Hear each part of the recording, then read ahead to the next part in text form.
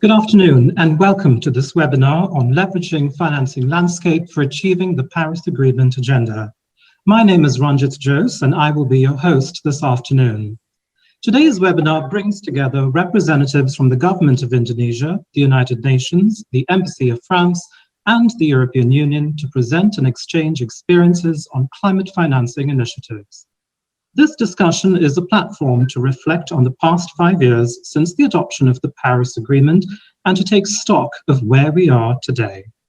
As we begin our event this afternoon, may I please request the resident representative of UNDP Indonesia, Pak Nori Masa Shimamura, to say a few words. Pak Nori, over to you. Thank you very much. Ambassador of France, His Excellency Mr. Olivier Chambard, Ambassador of the European Union, His Excellency Mr. Vincent Pickett, Bapak Dr. Luki Alferman, Director General of Risk Management and Budget Financing, Ministry of Finance of Indonesia, distinguished speakers and representatives, ladies and gentlemen, good afternoon, selamat siang. 5 years ago, 195 countries came together and agreed to the first ever global pact aimed at reducing greenhouse gas emissions. The signatories agreed to curb carbon emissions in an effort to avert the adverse effects of climate change by keeping the global temperature rise to under 2 degrees Celsius. A few months before this historic meeting that took place in Paris, the United Nations embarked on the 2030 Agenda for Sustainable Development, an ambitious agenda that addresses the needs of people in both the developed and developing world through a set of 17 interrelated goals known as SDGs. With the emphasis on inclusion and ensuring that no one is left behind, as countries work in partnership to achieve these goals, the agenda addresses the 3 dimensions of sustainable development: social, economic, and environment. Indeed, both agendas are complementary. SDGs cannot be achieved without making progresses for the Paris Agreement, and vice versa. It has now been 5 years since both these commitments were adopted. It's time for us to take stock. Where are we with our ambitions, particularly in the face of COVID-19 pandemic? The COVID-19 pandemic is expected to cause severe setback to our development gains in the long run. A recent joint study by UNDP and the University of Denver has revealed that over 250 million people worldwide could be pushed into extreme poverty by 2030 under a high damage scenario. This will make the total number of people living in extreme poverty at around 1 billion people, many of whom will be affected by climate change and the increasing frequency of disasters that may occur. But the study also offers some clues for solutions. With SDG-focused investment, which includes climate actions, it estimates that close to 150 million people could be lifted out of extreme poverty by 2030. Ladies and gentlemen, the message of the report is crystal clear. The COVID-19 pandemic is arguably the most pressing crisis in our current lifetime. But if we amp up our focus on SDG-aligned investment or financing, then we will be able to avert the crisis in a long run. And now is the time to do so. The COVID-19 pandemic reminds us that the future of our planet and people is pretty much intertwined. And this adds more urgency to the Paris Agreement. Indonesia and France both have made significant commitments to reduce emissions. France, as well as the European Union, has committed to achieving carbon neutrality by 2050, while Indonesia is eyeing for a 29% unconditional and up to 41% conditional reduction of greenhouse gas emissions. Key to meeting the Paris Agreement target is the leveraging of local, national, or transnational financing from public, private, and alternative sources of financing.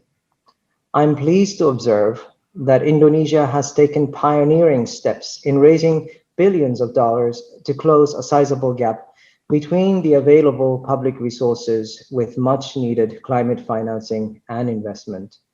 This is crucial as the government estimates that Indonesia would require 246 billion US dollars or 3,461 trillion Indonesian rupiah to meet its climate target, the nationally determined contributions, or NDCs. And we are proud that UNDP has been working closely with the government of Indonesia to provide innovative solutions for climate financing. UNDP's Innovative Finance Lab has worked in partnership with the government of Indonesia to strengthen public climate finance reform that enabled the issuance of almost 3 billion US dollars of sovereign green bond through Islamic financing. It was the first green sukuk or Islamic bond in the world. Now we are supporting Indonesia to develop its SDGs bond, which will be the first sovereign SDGs bond in the Asia and Pacific region. UNDP also partnered with the National Zakat Agency, Basnas, to leverage Zakat funds for renewable energy projects. Furthermore, through the Climate Promise and Partnership for Market Readiness projects, we are working with the government as it prepares for the upcoming presidential regulation on carbon pricing. Even with this dynamic partnership, no entity can provide support to achieve the Paris Agreement target alone. I'm pleased to note that the Paris Agreement has opened up more opportunities to bolster global cooperation on climate financing.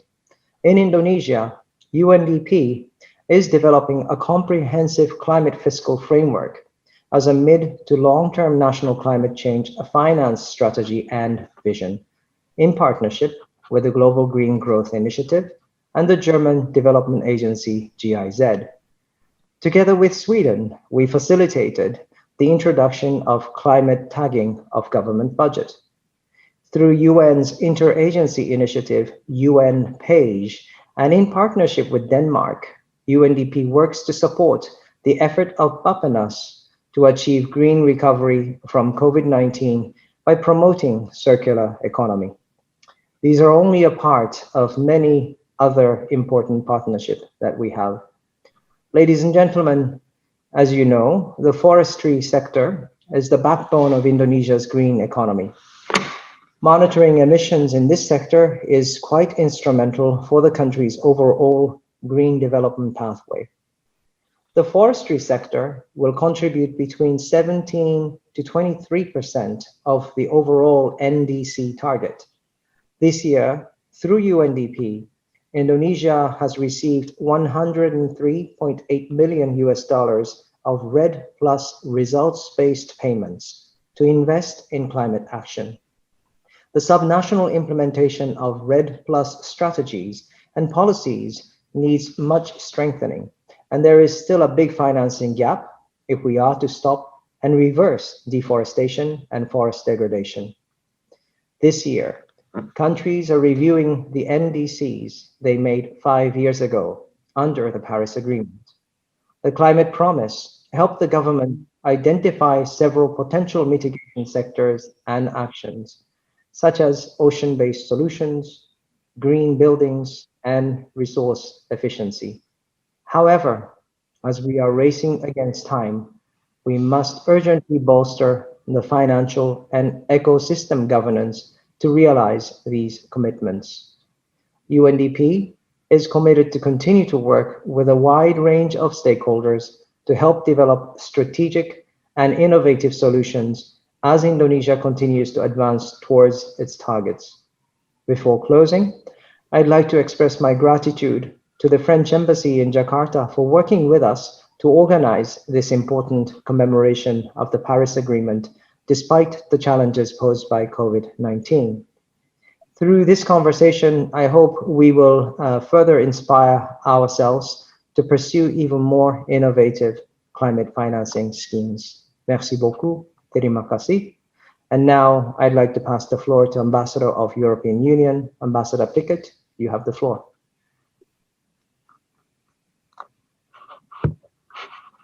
Merci beaucoup. Thank you very much, Teremi Kassi.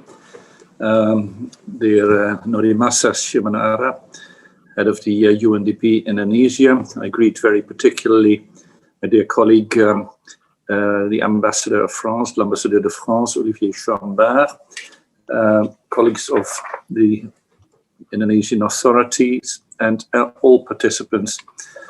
It's truly a great pleasure for me to be with you for marking the 5th anniversary of the Paris Agreement. Tomorrow, several world leaders will come together to recognize the resolve of so many countries across the globe in working towards a safer, more resilient world with net zero greenhouse gas emissions.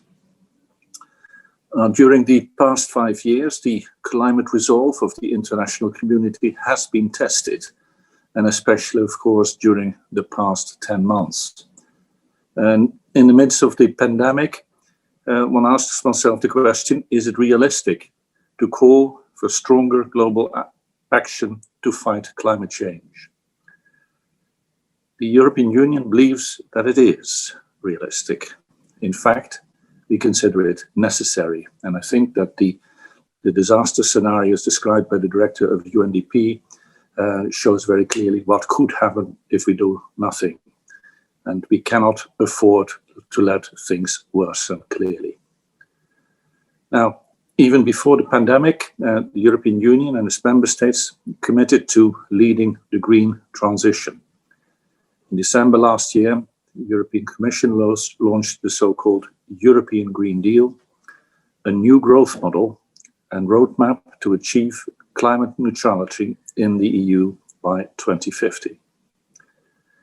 Now, a year later, we are busy aligning our policies in areas ranging from energy to industry, farming, food, and biodiversity with our sustainability goals.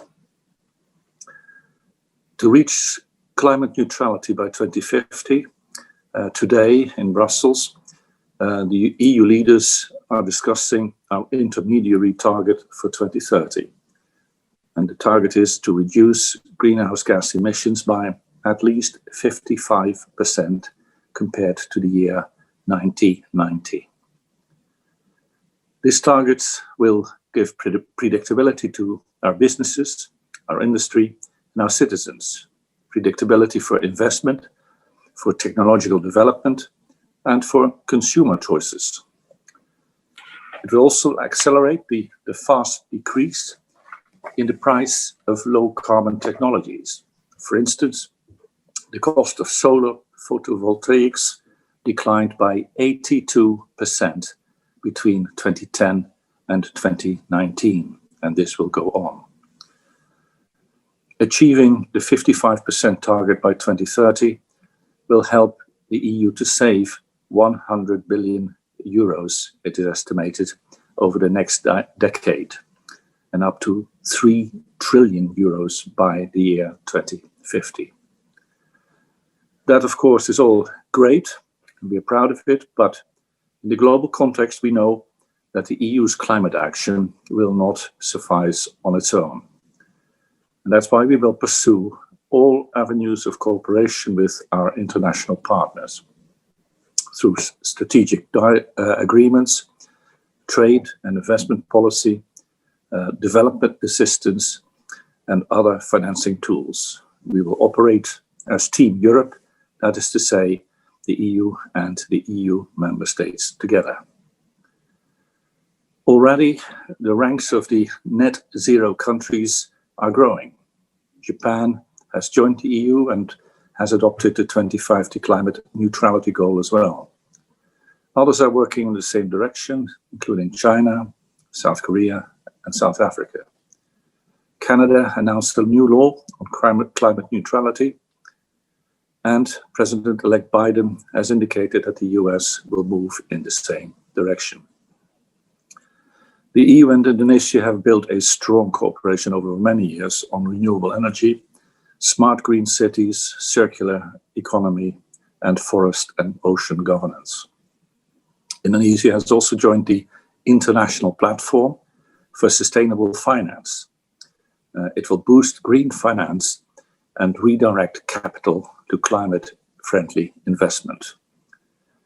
Of course, Indonesia's and the EU's starting points for creating the green economy may be different, but I know Indonesia's long-term objectives are the same as ours.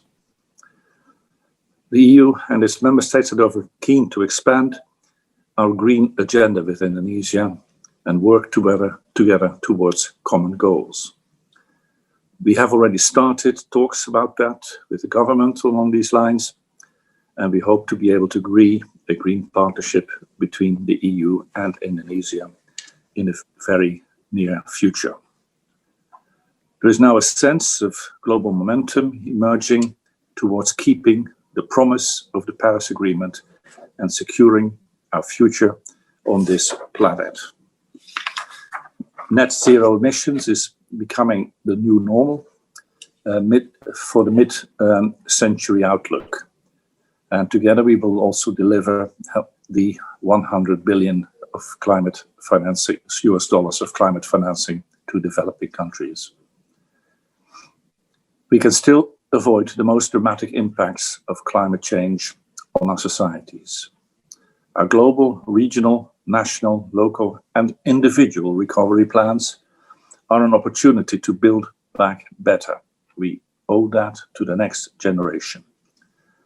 I look forward, therefore, to a close cooperation with Indonesia and to the dialogue of this afternoon.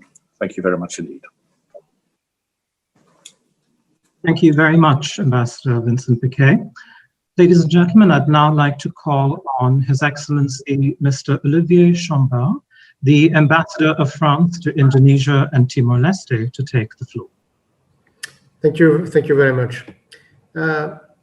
Dear Vincent Piquet, Ambassador of the European Union, dear Mr. Norimasa Shimomura, Resident Representative of UNDP, dear representative of Indonesian authorities, dear speakers and participants, I wish you a good afternoon and a warm welcome. It is a pleasure to be here with you today to discuss green finance on the occasion of the 5th anniversary of the Paris Agreement. I would like to thank UNDP and the team in the French Embassy for their solid teamwork in organizing this webinar. Green finances, which will be discussed today, are of the utmost importance for the future of our planet. Indeed, we have a common goal that concerns us all, so it is time to share our knowledge and strategies in fighting global warming. Global warming is, of course, the biggest environmental challenge our planet is facing, and I think all of the people present today understand the gravity of the situation. The consequences, I will not elaborate on that because it will take us more than a day.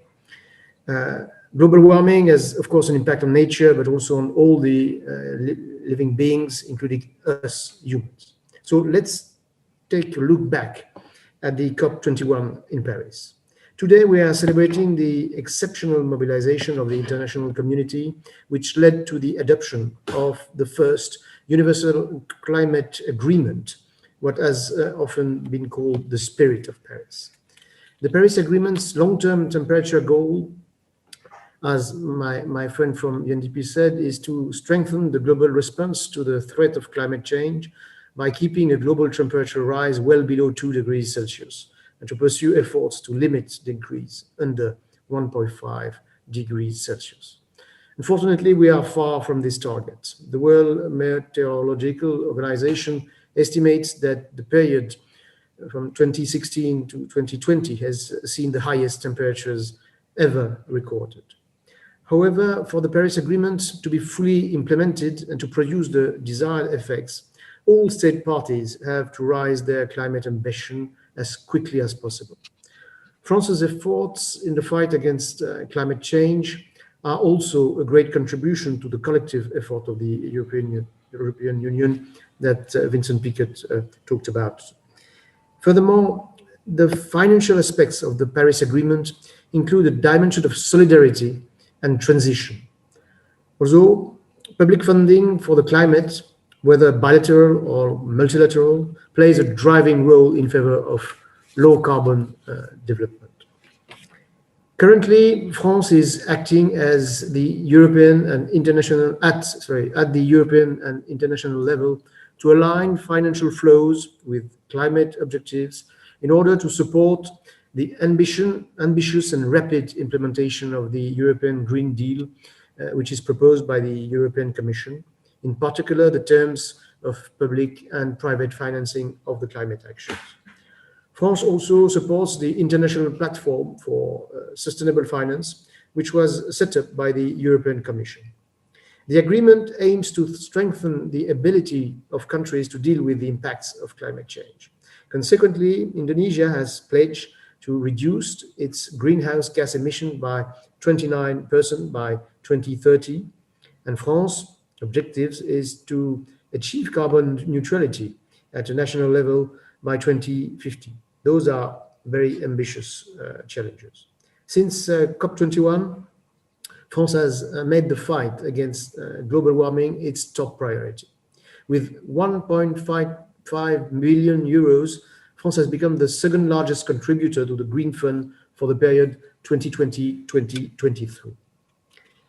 For Indonesia, considering its large population and immense natural resources, applying effective environmental approaches has never been easy.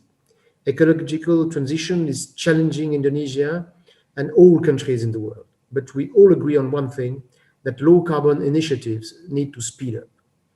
Energy consumptions, including natural resources, exploitation and industrialization, bring disaster to our ecosystem. Therefore, we need to promote the transition to renewable and sustainable energy that respects the environment. Fortunately, to answer this challenge, Indonesia and France have initiated several joint projects. First, French company Green Buildings initiatives to support agro-fuel development in Indonesia. To achieve this goal, both countries simultaneously work on creating an ecological and sustainable economy and empowering the local farmers. This is a project bearer of hopes and that must be supported. The second example is the collaboration between French company Engie and Indonesia company PT Supreme Energy in a geothermal energy project. Both companies built in West Sumatra their first geothermal plant in the world and started their commercial activities in 2019. This project has distributed electricity to approximately 340,000 households. Geothermal energy is renewable, non-intermittent and eco-friendly source of energy that is both efficient and economical.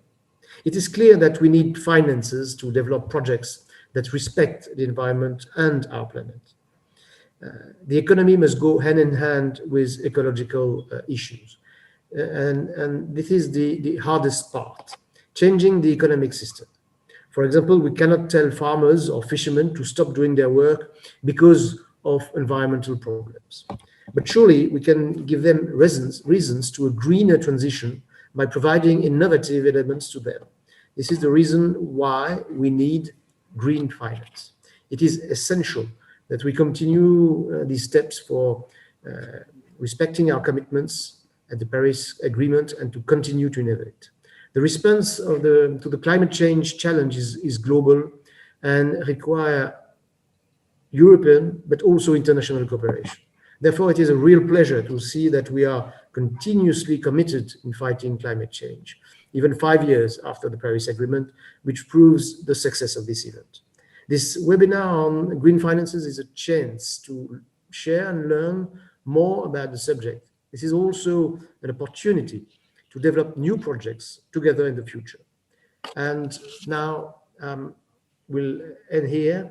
And thank you very much for your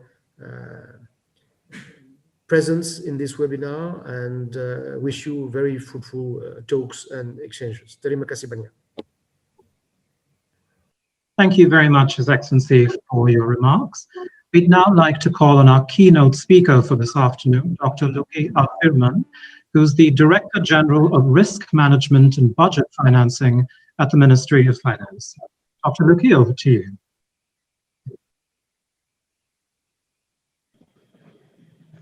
Thank you very much. His Excellency, Mr. Vincent Piquet, Ambassador of the EU to Indonesia and Brunei Darussalam. His Excellency, Mr. Olivier Chambard, French Ambassador to Indonesia and Timor-Leste. Mr. Norimasa Shimomura, UNDP President Representative. Distinguished speakers, participants, ladies and gentlemen. Very good afternoon to all of you. Assalamualaikum warahmatullahi wabarakatuh.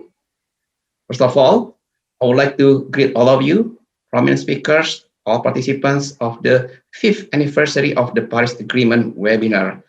I would like to extend my appreciation to this forum and UNDP and forum partners for organizing and inviting me to today's event that brings together government institutions, private sectors, civil societies, academics, and young generation to promote Indonesia's social and economic growth. As today's event is to discuss leveraging financing landscape for achieving the Paris Agreement, I would like to emphasize Indonesian commitments and share what the government has done and will do to combat climate change. Ladies and gentlemen, Indonesia once again is very serious and committed in combating climate change. The country is highly vulnerable to the adverse impacts of climate change and understand that it should respond effectively in a more systematic way. We have pledged our strong commitment to shift the economy to a low carbon and climate resilient development path that has been integrated in our development policies, strategies, and program. The policy direction for national priorities related to the environment and climate change consists of improving the environmental quality, enhancing disaster and climate resilience, and low carbon development. As a responsible member of the global community, Indonesia has ratified the Paris Agreement in 2016 and submitted its nationally determined contribution NDC. Indonesia has committed to reduce greenhouse gas emission by 29% from the business as usual scenario in 2030, using its own resources, or known as unconditional reduction targets. With international support, the target would be increased to a 41% reduction. At the national level, Indonesia has set the institutional framework and strategies to combat climate change through the National Action Plan on Climate Mitigation, Climate Adaptation, and Biodiversity. Those green initiatives are crucial to support Indonesia's commitment to combat climate change and achieving the Sustainable Development Goals.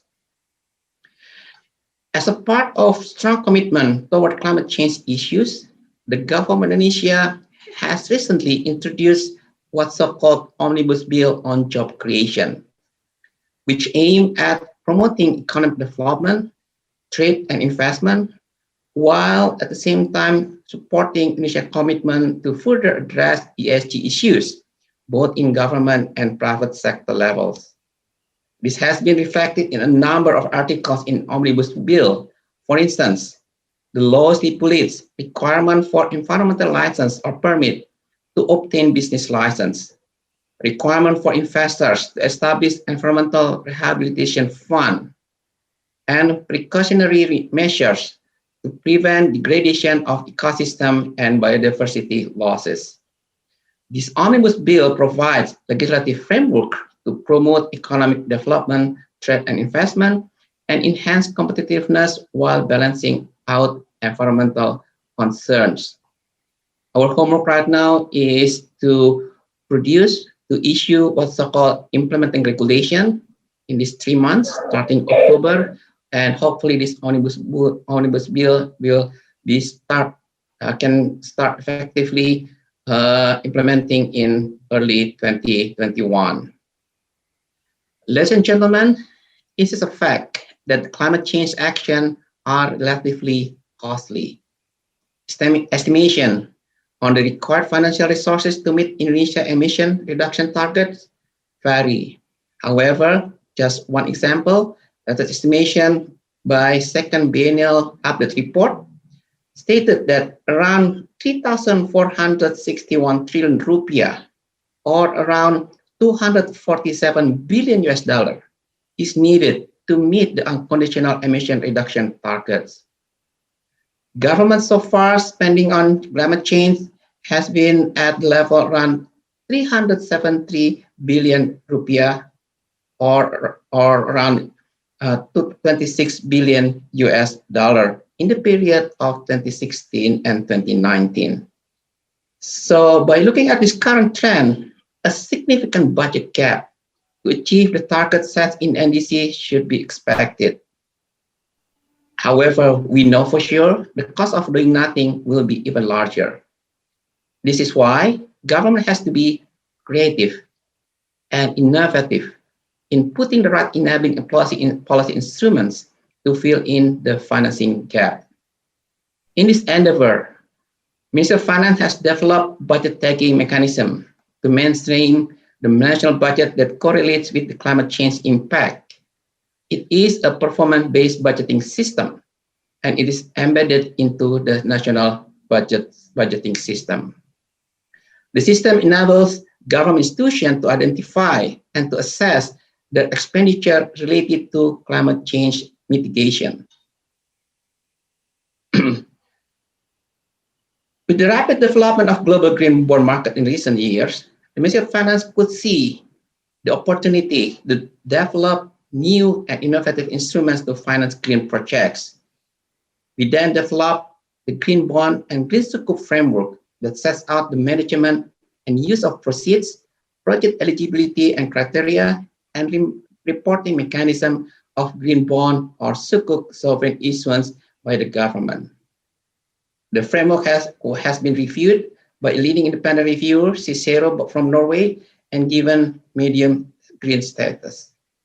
And as Mr. Nari mentioned earlier, we'd like to thank UNDP for your support in developing and facilitating the Indonesia first global green sukuk. And this year is already the third year we issue this green sukuk. In addition, Indonesia also has been very conscious of the importance of promoting the environmental, social, and corporate governance, or ESG. So my unit right now, so far, various initiatives have already been introduced, including the issuance of green sukuk. And this year, we also have issued what's so-called cash wakafling sukuk to encourage private sectors participation, as well as wealthy or philanthropy investors to support Indonesia development agenda, especially related to reduced poverty and income equality. Going forward, Ministry of Finance is currently in the stage of exploring and reviewing the SDG bond issuance. On the governance issues, the initiative of Satu Data Indonesia will serve as an integrated data system to increase effectiveness and transparency. Ladies and gentlemen, according to the National Medium-Term Development Plan 2020-2024, infrastructure financing gap in Indonesia is even larger compared to the previous term. Around 42% of total infrastructure investment needs is targeted coming from the private sectors. So to deal with the target, business as usual could not be implemented, or the key here is to blend or combine public funding with private financing. So that's why in Indonesia, we came up with this new initiative, what's so-called SDG Indonesia One platform. It was launched in 2018. It's designed to mobilize private capital for sustainable infrastructure using blended finance. The SDG Indonesia One covers 6 programs, which are good health and well-being, clean water and sanitation, affordable and clean energy, industry, innovation, infrastructure, sustainable cities and communities, responsible consumption and production, and climate action.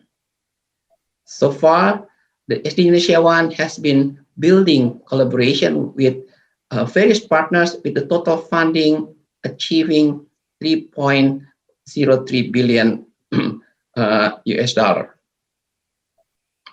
Certain examples of concrete action facilitated by the PT SMI during the 2 years operation, including reconstruction and rehabilitation in vulnerable communities and disaster areas.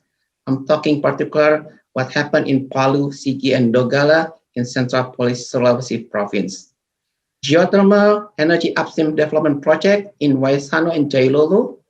Regional infrastructure development fund for hospital project, just to name a few. Currently, we are developing more links and integration between government program and those in the SIU to really support the achievement of SDG in the near future, especially during this pandemic. In particular, the SDG Indonesia 1 may be combined with the public funding, the new public funding such as Regional Balance Fund, Special Allocation Fund, and Village Fund. I'm talking about this local government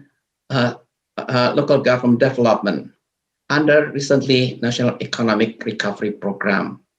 That's one of the breakthrough to support also development in local regional governments. So in this excellent opportunity, I encourage all development partners from domestic and international, non-government organization, green fund, philanthropists, and other private sectors to collaborate to support this SDG Indonesia 1 platform. I believe that a lot of parties have the interest, including other partners who has concern in clean energy, low carbon tech, and SDGs. Ladies and gentlemen, as mentioned before, Indonesia is the first sovereign green sukuk issuer in the world, and the leadership has brought benefit to Indonesia. The rise of green sukuk initiative helped to grow the global sukuk market in the long term, as the current crisis could encourage potential new issuers. In 2018 and 2019, government of Indonesia has successfully entered the market and issued our first and second global green sukuk in the amount of $1.25 billion and $750 million respectively. The issuance of 2018, this green sukuk represent the world's debut sovereign green sukuk issuance and the first ever issuance under the public newly established green bond and green sukuk framework. These issuances represent the government commitment, leadership, and contribution in global sustainable financing, as well as it has been able to attract foreign investors who are shifting toward sustainable corporate practices, specifically towards Sharia-based sustainable financing. Amid the uncertainty of global market conditions due to COVID-19, in June 2020, the government of Indonesia has again successfully issued the third global green sukuk with the amount $750 million. Some of the achievements of this issuance are the lowest coupon rate for 5 years tenor, oversubscription over 7 times, and successfully attracted a large number of global green investors, around 34% of the total value of green sukuk issuance. In the domestic market, government of Indonesia has issued the first retail green sukuk in the world, actually, in November 2019, and sold to the individuals through online platform. With the total issuance at that time around 1.46 trillion rupiah, the issuance attract around 3,000 new investors, and interestingly, 51% of the total investors are millennials generations. And just early this month, the second retail green sukuk was issued which attracted almost 17,000 investors, with total issuance is even larger at the amount of 5.4 trillion rupiah. In February 2019 and also March 2020, Government Indonesia has published its first and second annual Green Sukuk report. The report has also gained assurance from KPMG for the first report and PwC for the second report on the suitability of Green Sukuk issuance process with the framework. So Government of Indonesia is very committed to transparent reporting of its climate financing. According to the report, projected emission reduction from global Green Sukuk issuance is 5.7 million tons of CO2 for the first issuance 2018 and 3.2 million tons of CO2 equivalent second issuance 2019. It has covered 5 sectors, namely renewable energy, energy efficiency, improving climate resilience for vulnerable areas, sustainable transportation, and waste management to waste to energy. Ladies and gentlemen, all of us prone to the adverse impact of climate change. And climate change needs an effective response. Climate finance is quite costly and requires a strong global collaboration of government, businesses, multilateral institutions, NGOs, and global communities. However, based on our Green Sukuk issuance experience, it needs strong commitment, leadership, and coordination due to long process required and many stakeholders involved in both designing green framework and finalizing green impact report. However, if we want to encourage more and more sovereign or corporate businesses to issue these green financing instruments, I think we need communities should be able to provide more incentive, to offer more incentive for them to show this green paper can be attractive. One of them, of course, is pricing benefit. So if we can offer somehow that by going green, by issuing green paper, that issuer can get this pricing benefit, we believe that there will be more and more issuer coming to the market with these thematic bonds, like green bonds, blue bonds, SDG bond, ESG bond, you name it. So the Government of Indonesia invites support from all stakeholders in developing sustainable finance program in Indonesia. We also encourage other sovereigns, private sectors, and state-owned enterprises to follow government initiative by issuing green bond or green sukuk to combat climate change impact. We are excited to share our experience with other countries and to enhance collaboration and partnership among global stakeholders. My Deputy Director, Pak Nana, will be one of the speakers. He will be happy to share with you more detailed experience, how we issue this global green sukuk as well as this retail green sukuk. Indonesia stands ready to make real action to support this agenda. We hope that today's event can be another important milestone towards sustainable finance to grow more in the future. Thank you and have a good and productive discussion. Very good afternoon.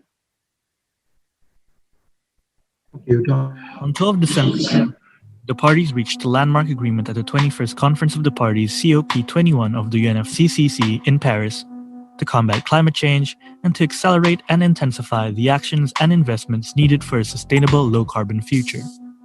The central objective is to keep the increase in global average temperature to well below 2 degrees Celsius above pre-industrial levels, and to pursue efforts to limit the increase to 1.5 degrees Celsius.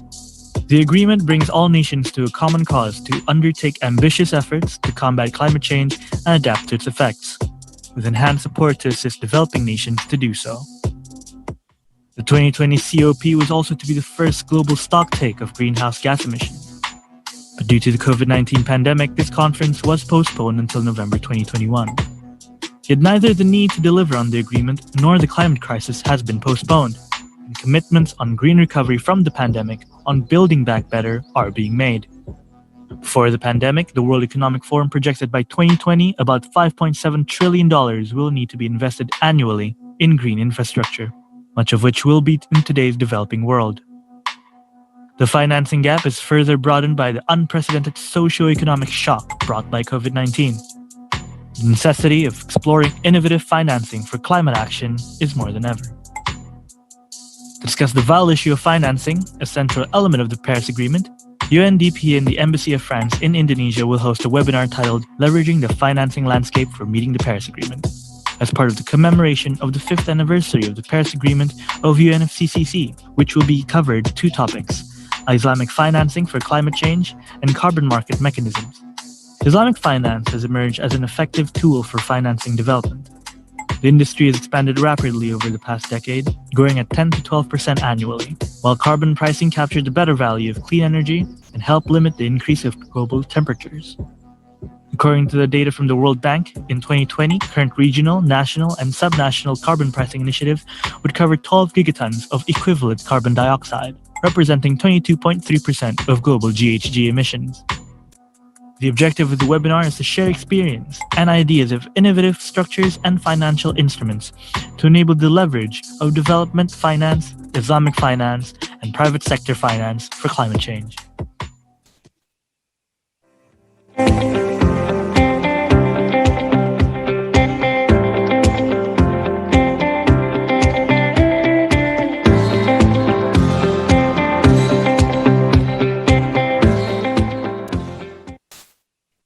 Ladies and gentlemen, we would now like to begin our panel discussions for the afternoon. The topic of our first panel is Islamic Financing for Climate Change. This will be moderated by Ms. Joan Mander, who is the Regional Advisor for Climate Change and Innovative Finance at UNDP.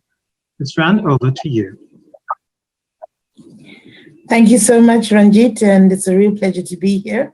Good afternoon, everyone. Good morning, good evening for those who are joining from far and wide. Salamat sore and Assalamu alaikum. This afternoon, we have a couple of excellent speakers who will talk to us and share some of their experiences on directing Islamic financing for climate change. We're joined this afternoon by Dr. Nana Riana, who is the Deputy Director at the Directorate of Islamic Financing, the Directorate General of Financing and Risk Management in the Ministry of Finance here in Indonesia. He's also the Director of SPSN, which is a special purpose vehicle of the government for issuing Islamic government securities. We're also joined in this panel by Mr. Zenathan Hassanuddin, who is the Associate Economic Affairs Officer and focal point for climate finance at UNESCAP. He researches on macroeconomics and international trade. And before joining UNESCAP, he was also working for IMF and OECD. So you can imagine that the conversation this afternoon will be very rich. Both Dr. Nana Riana and Mr. Zenathan Hassanuddin will have a presentation for us, after which we will then go into a short Q&A session. So perhaps let me start off first by inviting Dr. Riana, if you can go ahead with your presentation. Over to you, Pak Nana.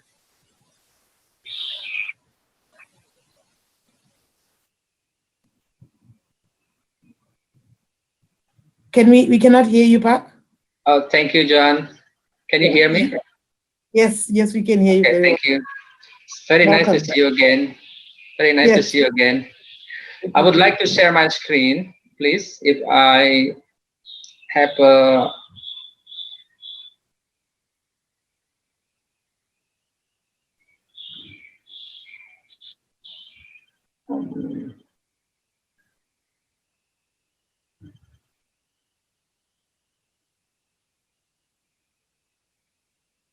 Is that clear?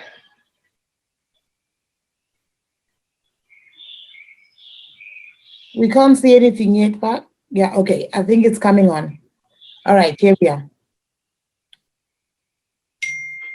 Is it clear now?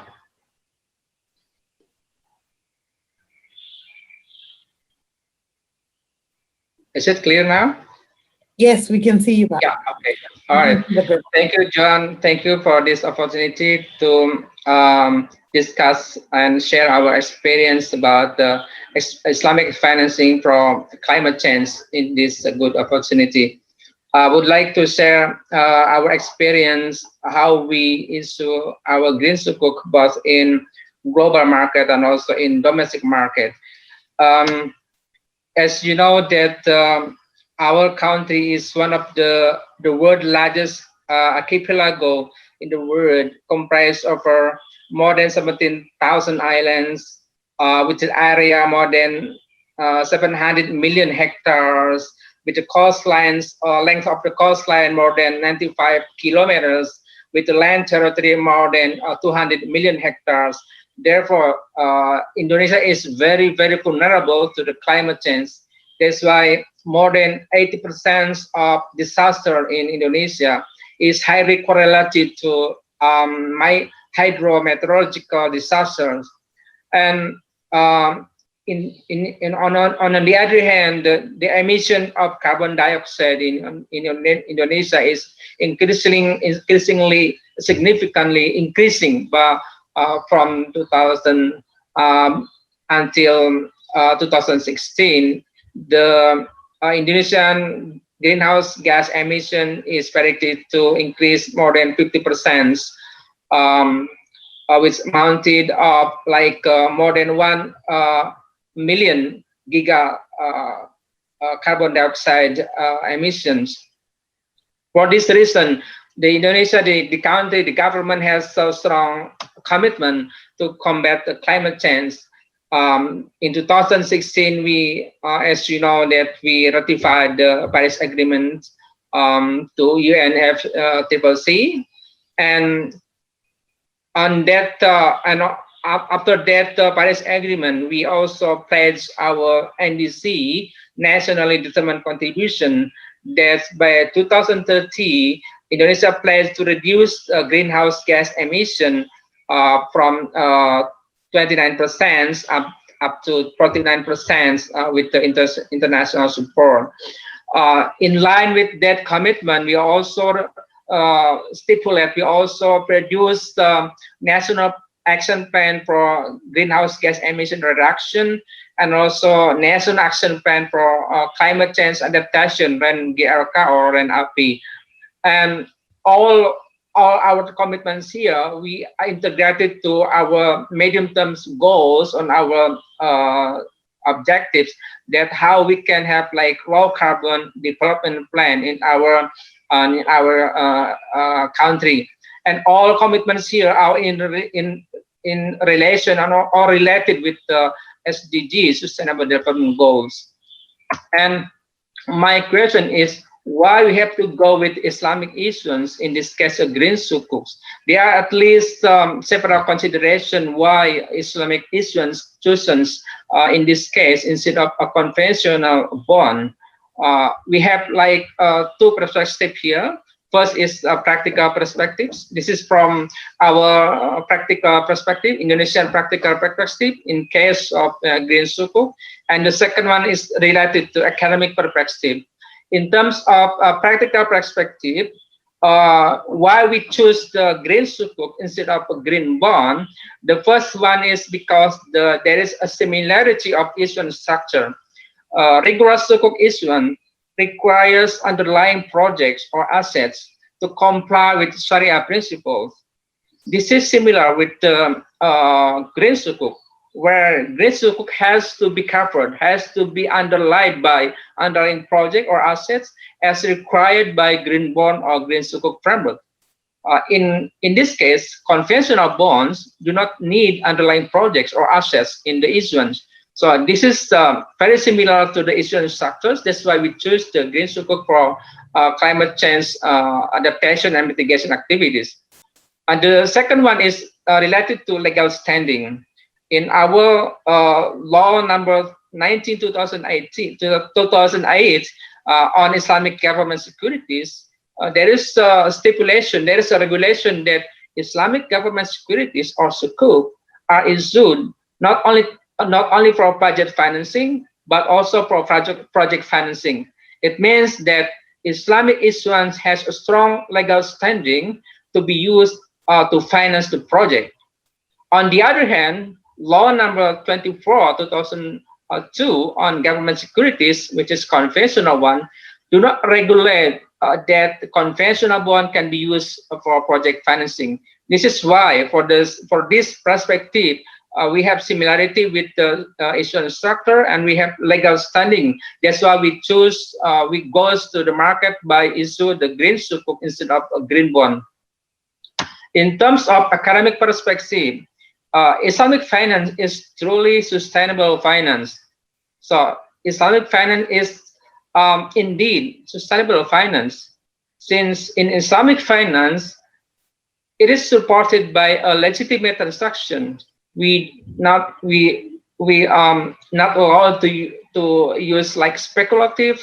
We do not harmful to the mankind, society, nor the environment. And we also formalize transaction via a legitimate contract like akad.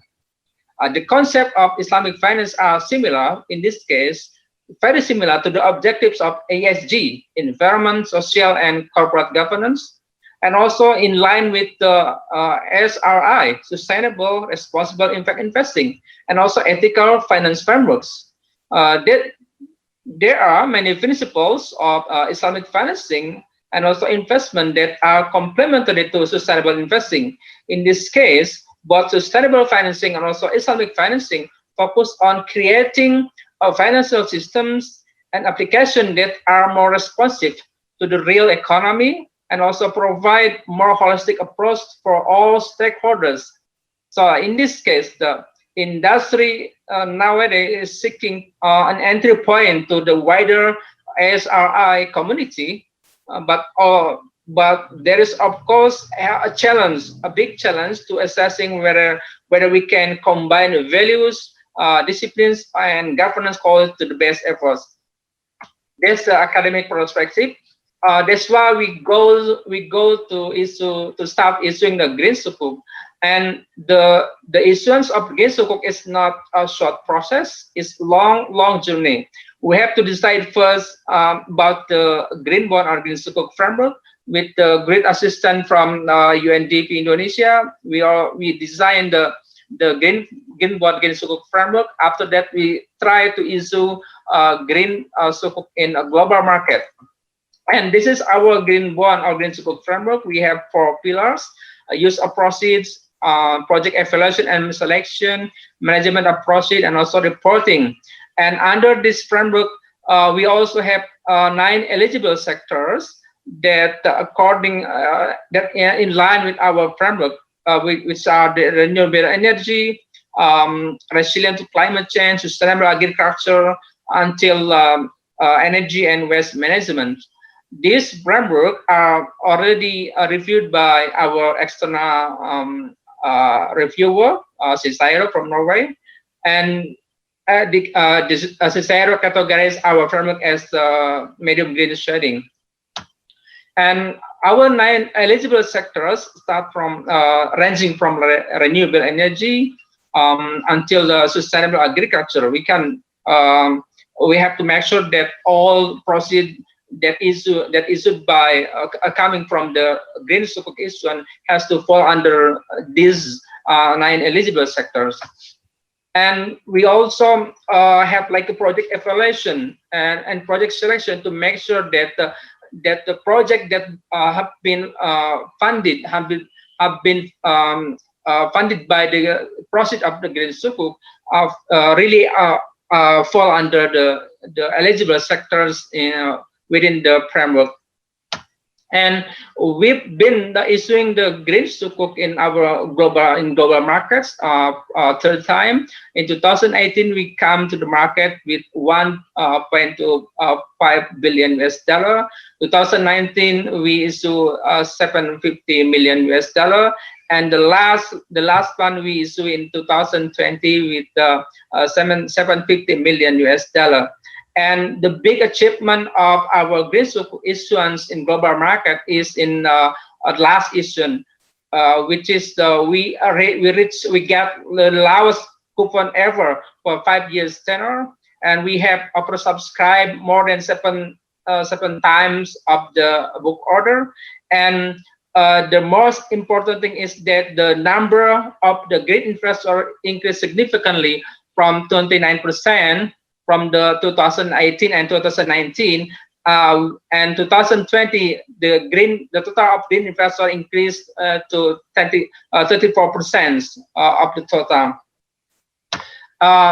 In line with our initiative in the global market, we also issue retail green sukuk in our domestic market.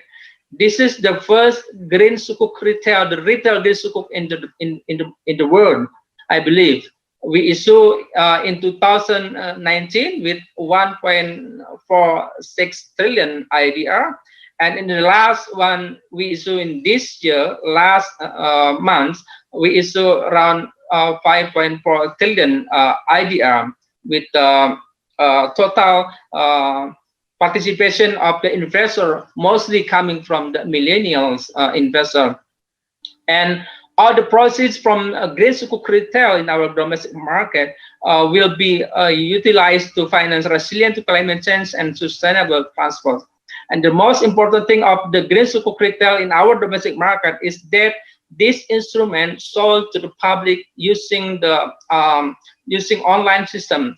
It means every single Indonesian individuals can tap the market, can buy this instrument by using gadgets, by using mobile phone, by using website. It's very convenient and easy access, 24 hours, 7 days in a week. It's very easy, very handy for the investor to participate in this issuance. As part of our commitment to the issuance of the green sukuk, we also publish the green sukuk report twice. The first is in February 2019 for 2018 issuance, and this report all has been audited by KPMG. And the second one we issued last March 2020, and this one has been audited by PwC. And we have also approval by Sharia advisor from all over the world, from CIMB Islamic, from Citi, Dubai Islamic Bank, HSBC Middle East, and also we have Sharia approval from the Indonesia Council of Ulama. And for the allocation, in 2018 and 2019, we've been allocated to, the proceed has been allocated to 5 eligible sectors: renewable energy, energy efficiency, improving climate resilience, sustainable transportation, and waste management. And the majority of the allocation of green sukuk in last 2 years has been allocated to sustainable transportation. How about the 2020 issuance? The proceeds of 2020 issuance will be allocated to 3 eligible sectors here: resilience to climate change, waste energy, and sustainable transport. And how much the projected emission of the carbon dioxide reduction from the issue in 2018 and 2019. For the first issue in 2018, the total amount of more than 5.7 million tons of carbon dioxide equivalent has been reduced by the green sukuk's issuance. And from 2019 issuance, it is projected 3.2 million tons of CO2 equivalent. This is there is significant decrease of the total projected emission of the reduction of the carbon dioxide equivalent, because in 2019 issuance there are more adaptation action compared to 2018. That's why the projected emission of carbon dioxide equivalent is reducing. And what can we learn from our green sukuk issuance? There are a couple of things that we need to take concern about the issuance. The first is synergy. the issuance of the green sukuk is costly and really needs a strong collaboration between ministries, within the ministries in Indonesia. Why? Because it's not the job only of the Ministry of Finance. Ministry of Finance only handle with the financing sectors, but the owners of the project belongs to the line ministries, ministers of public works, ministers of transportation, and so on. That's why it needs to increase synergy among stakeholders to formulate policies and national development programs that related to climate control. The second one is impact investing. How we can measure that the project of the green sukuk has been benefiting not only on the environmental aspect, but also on the social and also economic aspect. That's, I think, the big challenge for us to measure the impact investing of the green sukuk. Then the third one is about the system integration, the strengthening and integrating the mechanism of climate budget taking CBT on one hand with other systems like SRI, AXA, and Krishna to create effective and efficient financial governance and reporting.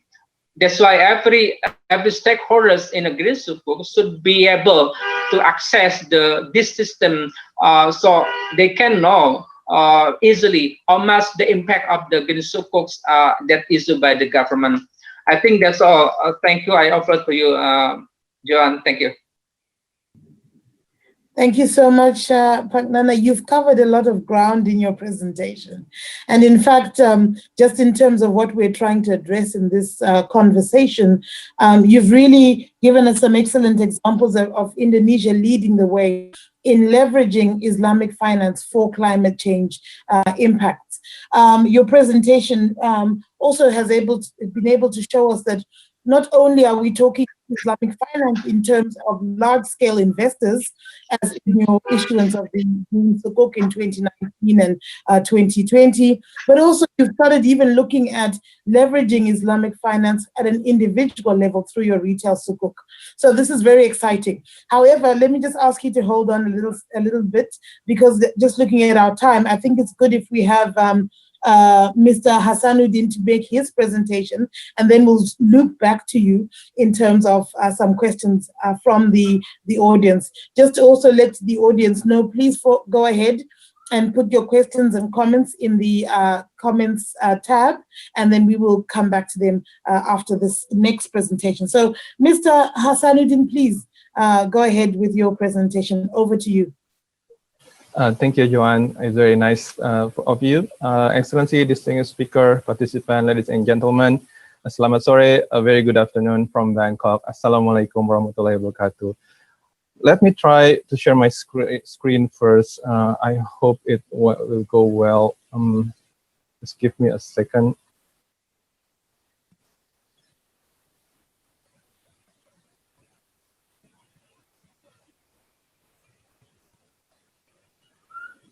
Okay. Yes, it's working. Thank you.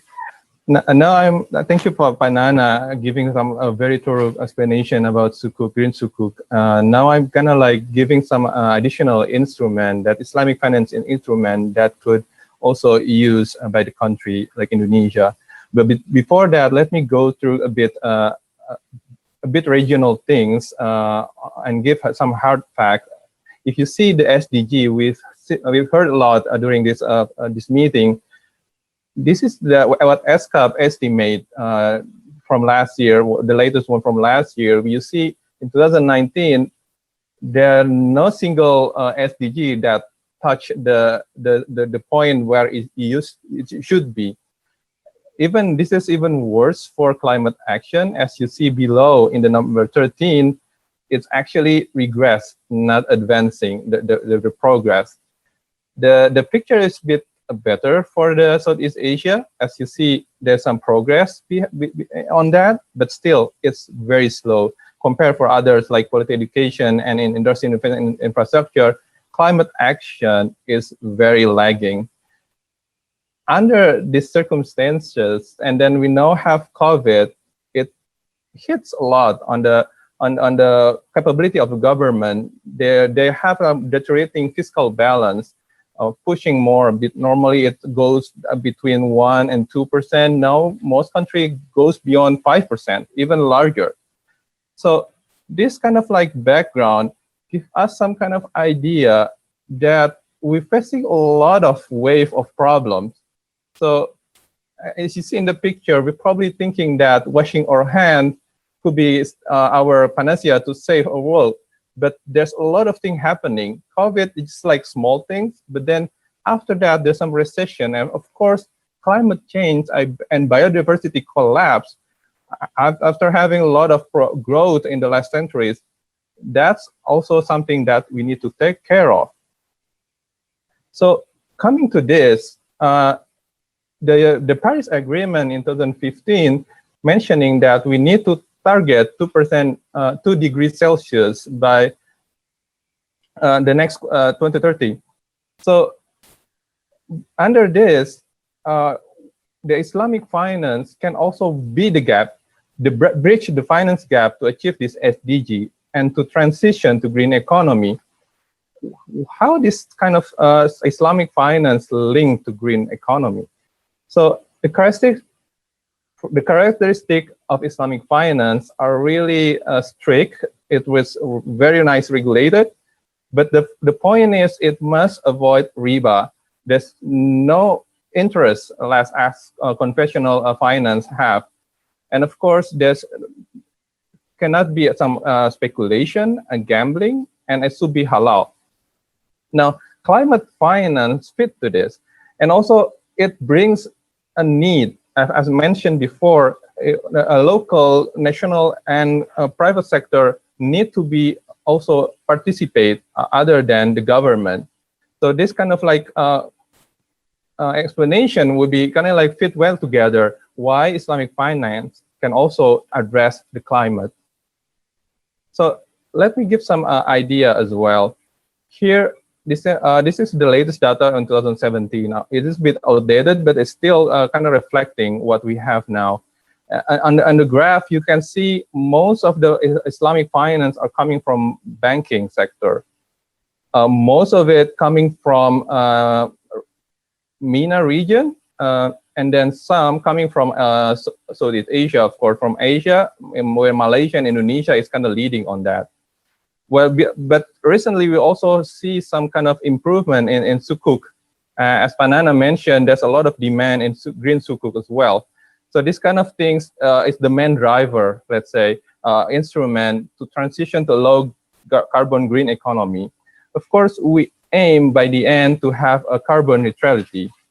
As mentioned earlier in the opening, there's some kind of Green New Deal pledged by the advanced economies mostly to achieve carbon neutral, while Indonesia also giving a lot of effort to achieve this. So let me back again to my presentation, and then I'm providing some kind of like what kind of instrument that we can think of that can lead between Islamic finance to address climate change. So the instrument that I mentioned here was kind of discussed this year under invitation of UN Secretary General, Prime Minister of Canada, and Prime Minister of Jamaica back in March to gather UN system, partner countries, and also civil society to come up with some ideas. And it's been agreed during the side event on the General Assembly. This kind of like instrument that we can discuss further. So I just mentioned briefly here, I have 5 instruments that could be linked together and we can discuss further. The first one is the very traditional one, blended finance using zakat and wakaf and sadaqah for sure. And second, as green sukuk, it's also having some its own highlight to address the climate finance, climate issues. And then we should also address Islamic banking. We should push more on the shifting the mindset of the banking sector and then Islamic banking sector to allocate more funds to the climate projects. Well, other thing that the other two that a bit innovative or mix of it is the introduction of debt for climate or debt for SDG swap. This is this is very factual because during the COVID, the government, a lot of governments and probably private sector increasing their debt because of all the difficulties. So the debt for climate, debt for SDG swap is also one of the idea.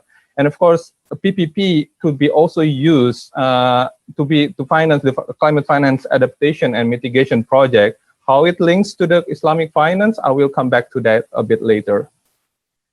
So again, on the first instrument, this is a very traditional instrument. For you, if you don't know, Zakat is kind of like a mandatory giving of 2.5% of your income above a certain threshold in 1 year.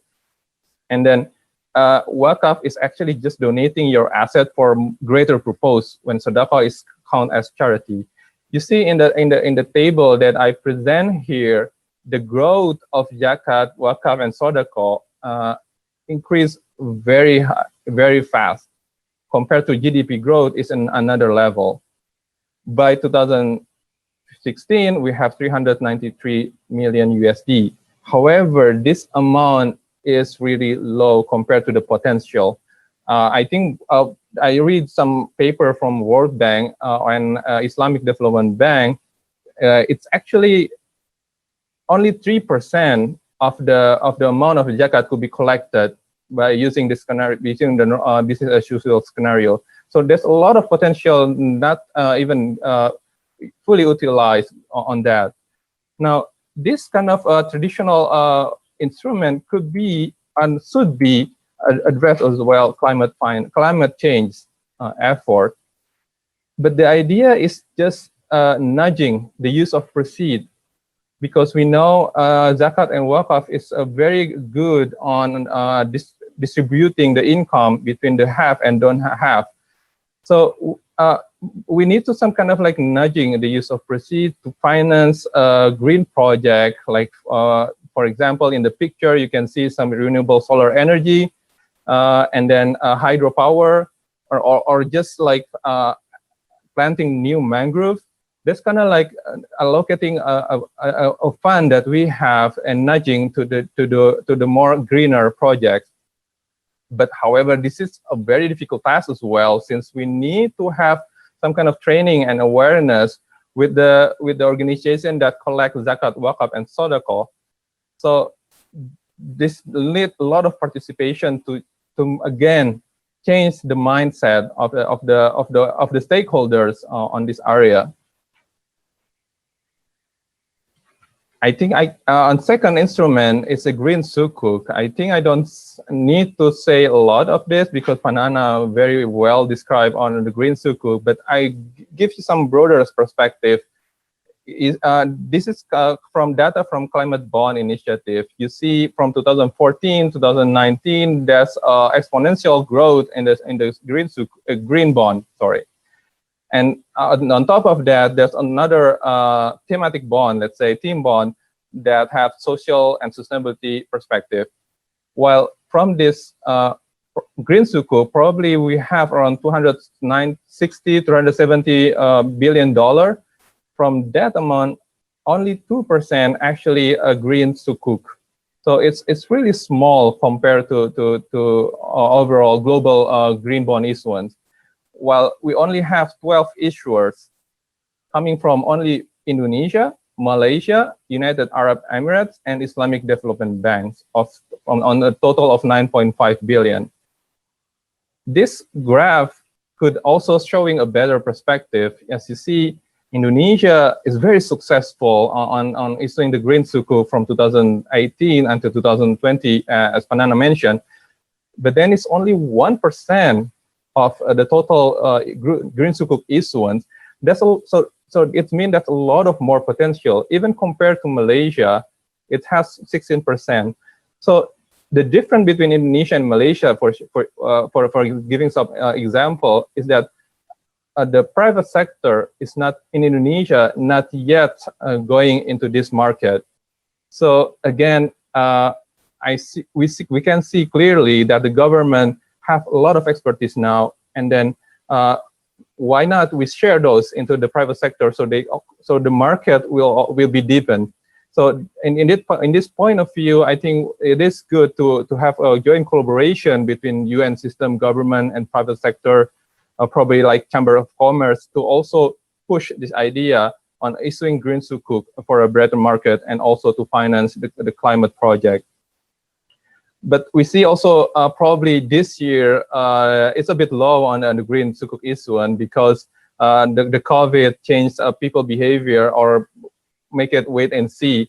I saw some countries in the region change from initially they want to have, like, for example, green bond, but then they put as a normal bond because they want to have the money to finance a social or other project to tackling the COVID impact. So I think one other important keys here on the green sukuk issuance, there's additional difficulties. And mostly not even the later step, even like the first stage, when you identify what project could be part of use of proceeds, there's a lot of private sector or even governments that back off. Well, you see on the half of this process is basically the same as normal bond issuance, but then the first and the last one is the most challenging. We see it as the most challenging part. Well, so that's why there's not many entities want to issue this green sukuk. However, Panana mentioned there's a lot of additional costs when issuing this green sukuk. We see a new initiative coming. We see from World Bank and BBVA, a leading bank in Spain. They issue a green bond blockchain. So it's kind of like minimizing the cost using the new technology, but of course the infrastructure is not ready yet. But we are looking forward to some kind of like more technology into this bond market, and why not green sukuk is also can be part of it. And as Panana mentioned, the online system already there, but we can capitalize more to gain more market and more issuers, of course. Just giving a bit more example of what green sukuk can be based on. There's I mean, normally it paid for the infrastructure, let's say, and renewable energy. But don't forget, it's also we could also pay for we use the green sukuk to finance transportation and also housing project, like real estate. I know this is like Indonesia, we have like backlog on the housing. So that's why a green project on the real estate can be also one of the use of proceeds. Probably government part can be part of it, but this is also something that private sector should look on. Beyond the green sukuk, I think Paluki mentioned, there's a lot of opportunity. A lot of bond have a theme like green, social, blue, even catastrophic or pandemic bond. It could be converted into sukuk. So as we discussed earlier, a sukuk and bond is pretty much similar, but using the use of proceed is a bit different. How its financing is a bit different, but the concept is mostly the same. As long as we have the right framework, and it could be the evaluation could be verified by the third party, that should be no issues in issuing the team bond. So a lot of investment need to be put in front, and then later on it's just gaining some experience to have it more. This is especially relevant like in Malaysia, when the government and private sector now have the ability to issue the team bond or green sukuk on this case. The third one, I think I want to go a bit more on the sustainable Islamic banking. This is a very interesting part as well. And I see in Indonesia, we have a big merger in the national owned Islamic bank. And we see people also getting some interest in Islamic banking. Probably 10, 15 years ago, we see Islamic banking and conventional banking as just the same. But now we see people start to distinguish. And based on data in 2017, the growth of the banking deposit for Islamic banking actually much higher than conventional banking. And this is especially true in Indonesia, while people start to have like more conscious on the benefit of Islamic banking, and also more religious issues are coming on the behavior. When you see interest rate is not a good way of kind of like doing things in finance. So Islamic banking kind of like offer that additional value to people. There's a lot of how the banking instrument offer their product with use of leasing, purchase and sale, and partnership and investment. But the beauty of the Islamic banking is that there's no limitation of funding the project solely from Islamic banking. It means that if the government or the private sector have a project, it could have a mix of Islamic structure, Islamic finance structure, and conventional debt. So, and this kind of role, Islamic banking as the biggest lenders could take a big role in this part to push more against Islamic banking to finance the project, a climate project. Again, this is about some kind of like nudging the behavior. Normally in Indonesia, there's still a lot of brown sector. So banking sector, Islamic bankers need to see a bit more on their portfolio. So and when giving loan, they should also see if this benefit the climate project, if this a climate friendly project or not. So that's kind of behavior we need to push forward. And that's kind of like nicely in the global standard and national standard, we have those kind of principle of giving some people more incentive of financing a green project. In Indonesia, we have regulation on sustainable finance issued by the OJK in 2017. And that also covers the Islamic banking. So this is an important part while pushing banking sector to also look on the green project to be financed.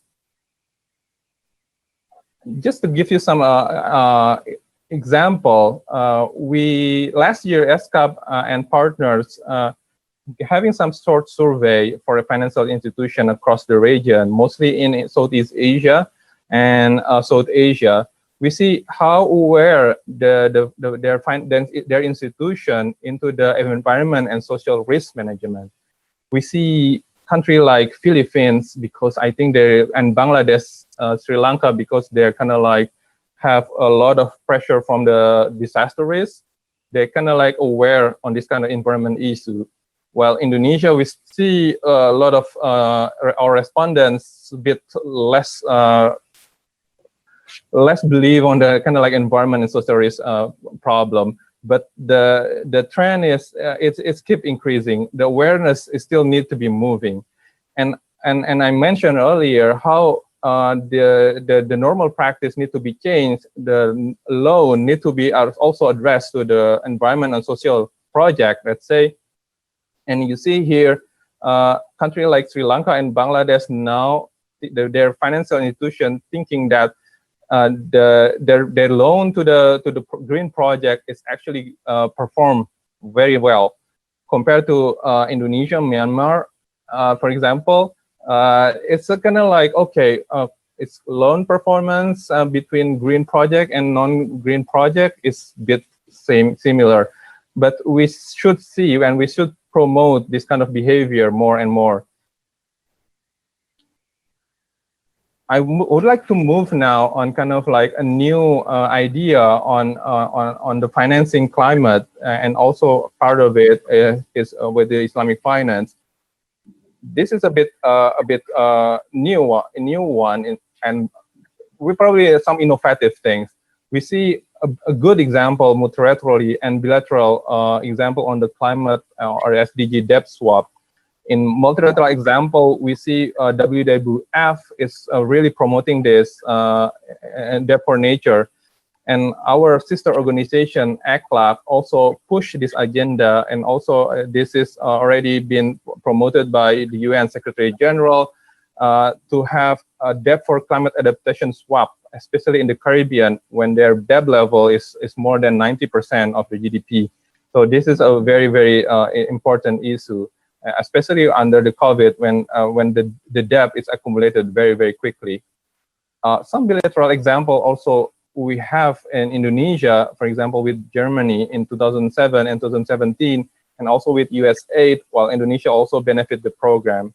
I think there's a bit more successful example bilaterally or within countries rather than multilateral, because it's quite complicated process, but it gives them a lot of benefit. What are the issues is that the mechanism is really complicated, but then it's something that's worth it.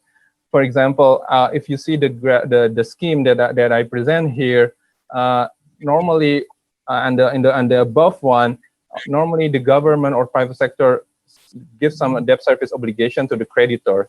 But in here, we adding some more institution, one more institution that could facilitate and kind of like more be the mediary of this process to finance a green project or socially project.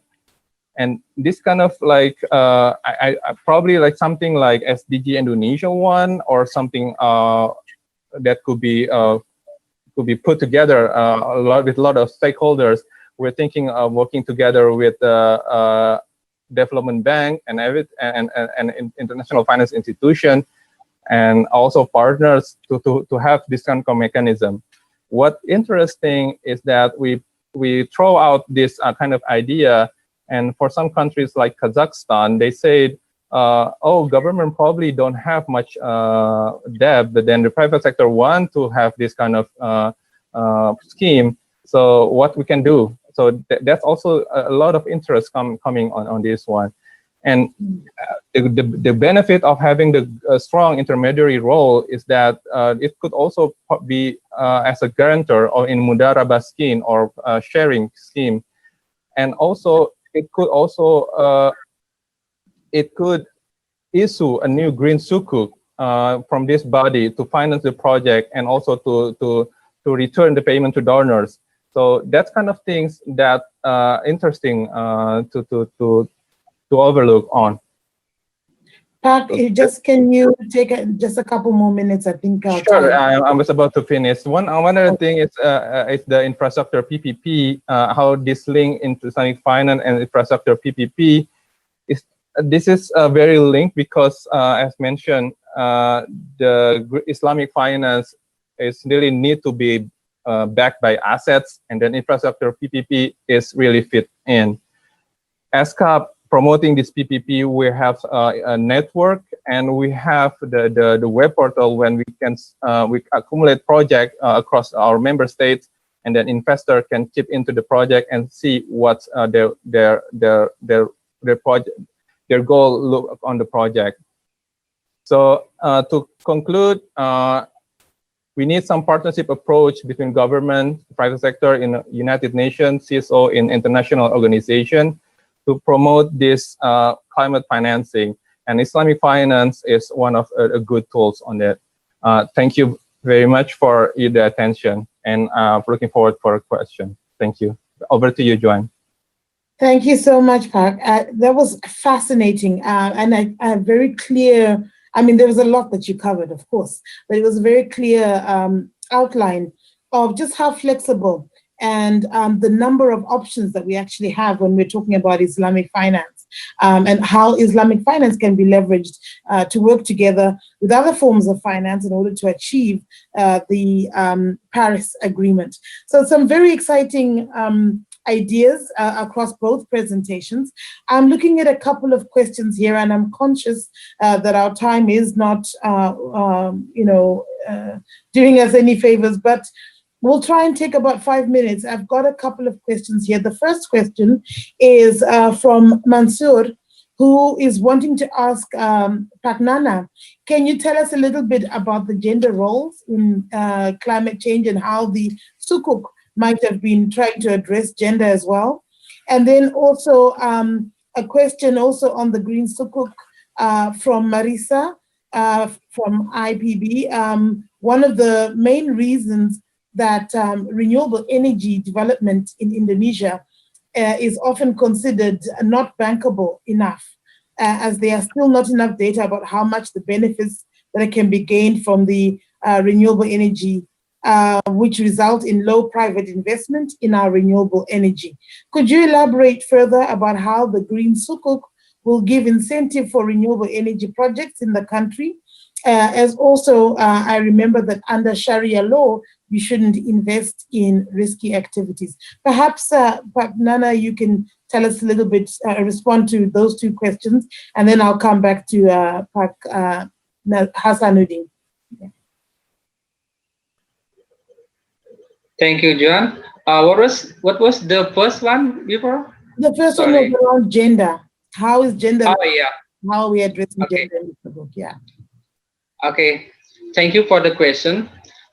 However, in terms of gender issues, our Green Sukuk framework is not incorporated with the gender issues. But don't worry, we are developing the framework right now. So the Green Sukuk framework will be elaborated more and will be updated to the SDG framework in the future.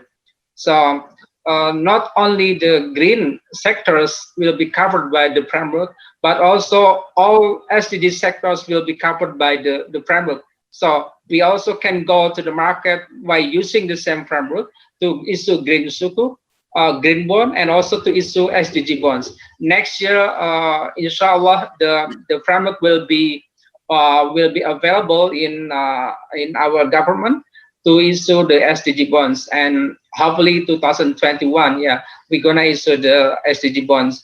So this framework will gonna cover the gender issues as well. Thank you.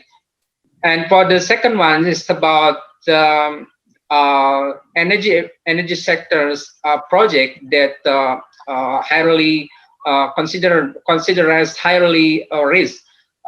We can say that our Green Sukuk issuance is using the underlying projects of green project that has been covered in our national budget or RPBN. So in this, that's why we use the project that has been covered in the RPBN, because there's the high certainty there. We do not use the low certainty project in our underlying. Why we use the project that covered in our national budget? Because any single amounts of the rupiah is there, is already budgeted by the line ministers, and also had been finalized by the law of the RPBN law. So this is the high certainty here. If you're talking about the project of energy efficiency project, I believe you're talking about something else. I believe you're talking about something like a project bond or project sukuk. In this case, in our sukuk here, in Green Sukuk here, we use underlying project underlying, not project financing or project bond or project sukuk. So there are different things between project financing sukuk and project underlying sukuk. If we're using project underlying sukuk, it means that we use project that has been covered, has been coped with within our national budget or RPBN. But if project financing, it means that the process of the project will be directly earmarked to the certain project of the energy project. I hope that's going to answer the question. Thank you so much, Pak Maybe let's move on to Pak Zenathan and ask you some quick questions.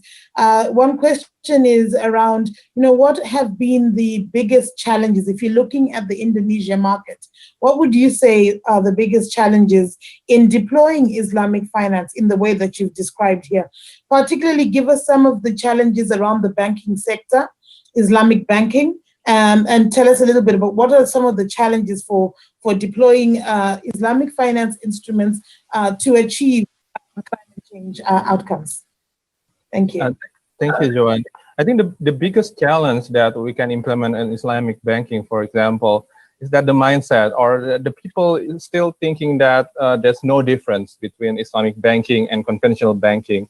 This is partly true because the professional in banking sector, in Islamic banking sector, normally coming from the conventional one. So the way of thinking, the way of doing things is still pretty much the same.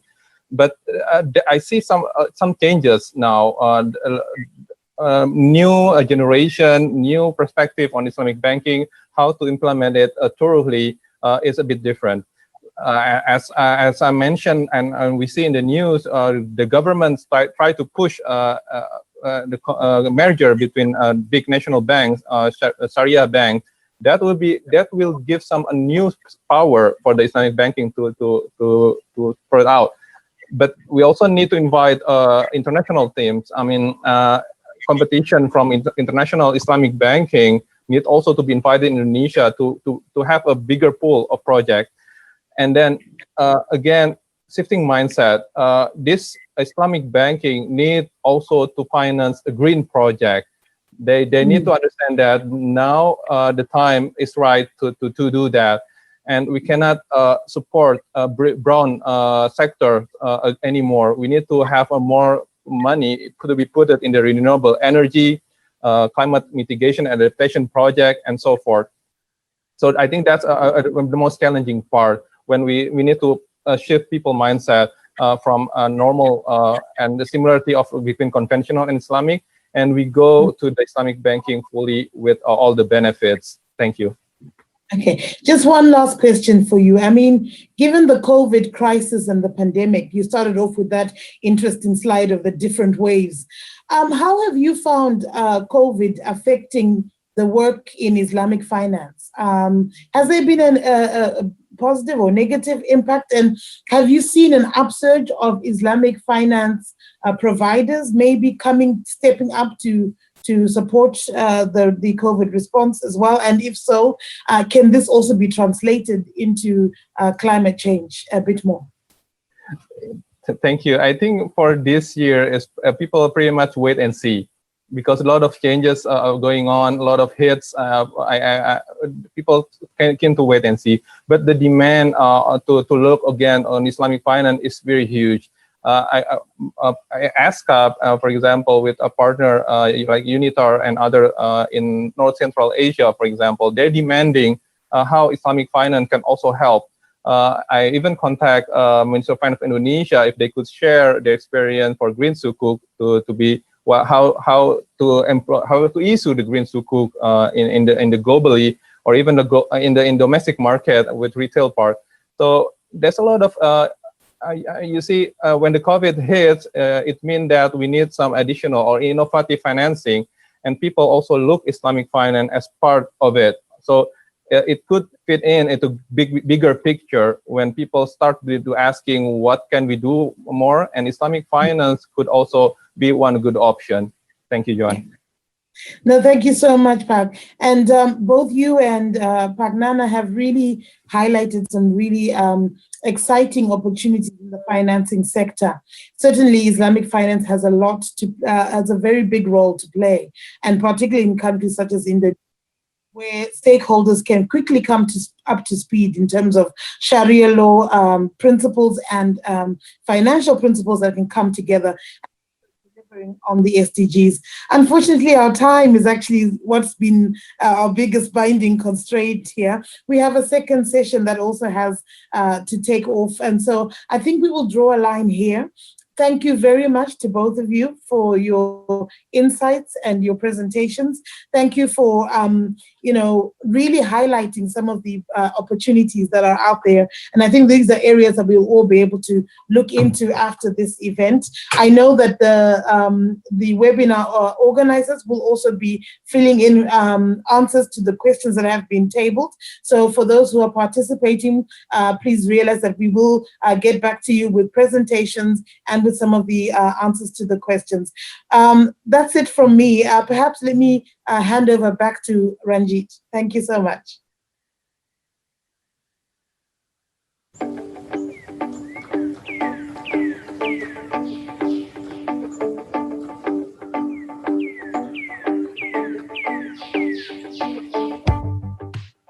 Hi, I'm Lia Zakia. I'm now currently working at the Institute of Sustainable Earth and Resources in Universitas Indonesia.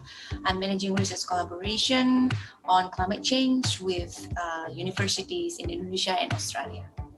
My name is Ratnat Pitular.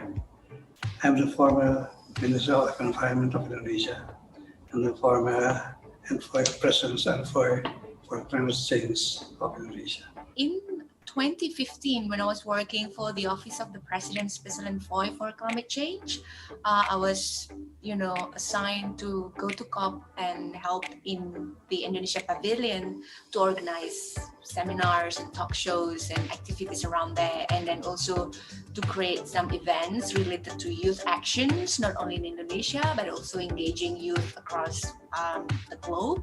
So that was my main role, and it was my first time coming to COP21 in 2015, to any COP actually. So it was very exciting for me. When I was appointed by the President to lead the delegation to COP21, of course I'm very proud because it gives me and the delegation an opportunity to fight against the climate change with the rest of the world through the COP21 in Paris. I was very amazed of how the French government organized that huge event, very landmark event. I think it was a very successful COP because we have a lot of global leaders stating their commitments to climate actions, and then we can say that COP21 is a successful COP. So I was very fortunate to be part of that event with all the narratives that are going on. When we came to the event, we were very impressed that the organizations have introduced us into a very pleasant but productive environment. I was super excited when my office assigned me to go because I've never been to any COP before. So that was my first experience, and I had a lot of hope on that, and I met a lot of people that and work connections that until now we're still keeping in touch and then do some work together. So that COP21 was really meaningful to me in terms of my understanding of how the UNFCCC works and how countries can use COP as a platform to communicate to the wider audience, globally about their climate actions.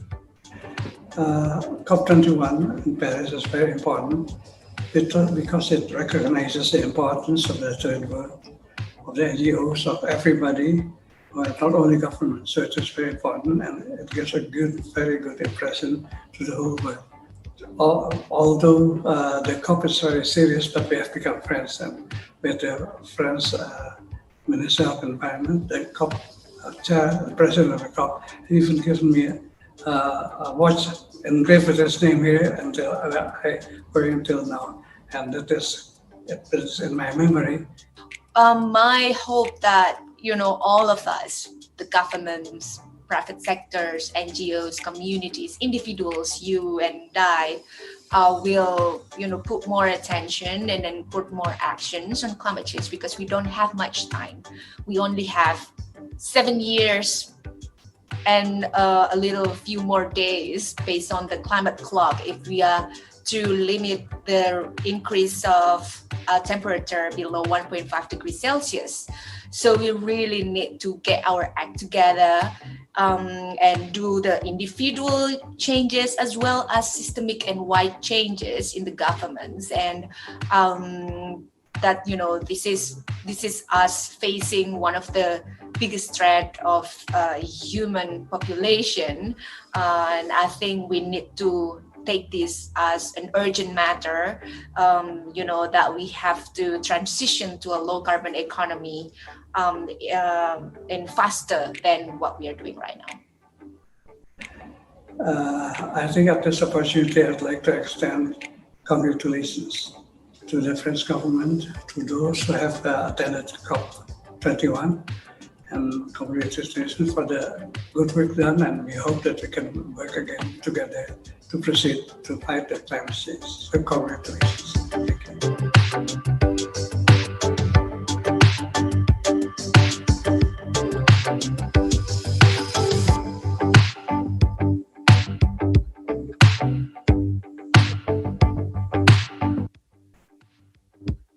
you.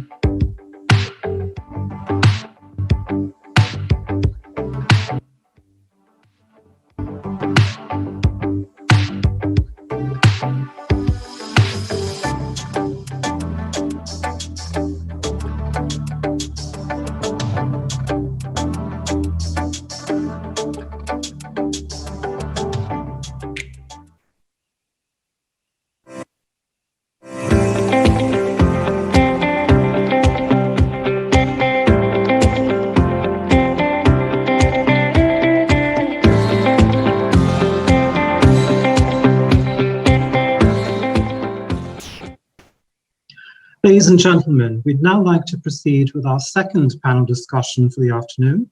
This one is on carbon market mechanisms and will be moderated by Monsieur Stéphane Dever, who's the head of cooperation at the Embassy of France. Mr. Dever, over to you.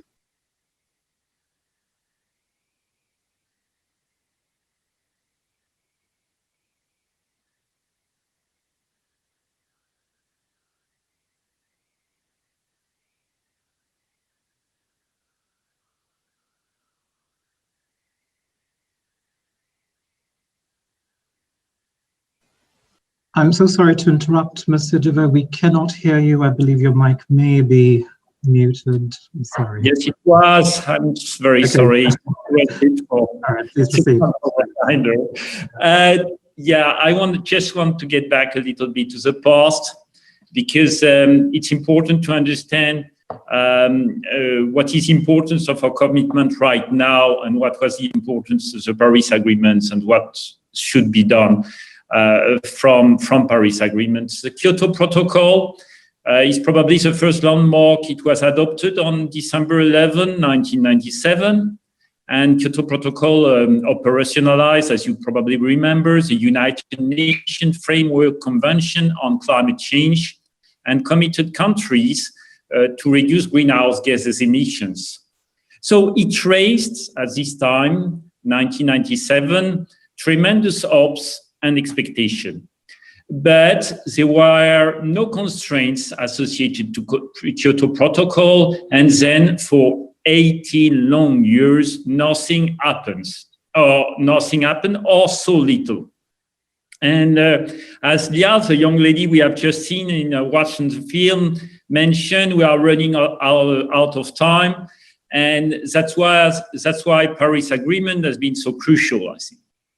5 years ago, for the first time ever, a large majority of world nations decided to set a common target, a real common target, towards a global temperature increase below 2 degrees Celsius, if not 1.5, above pre-industrial levels.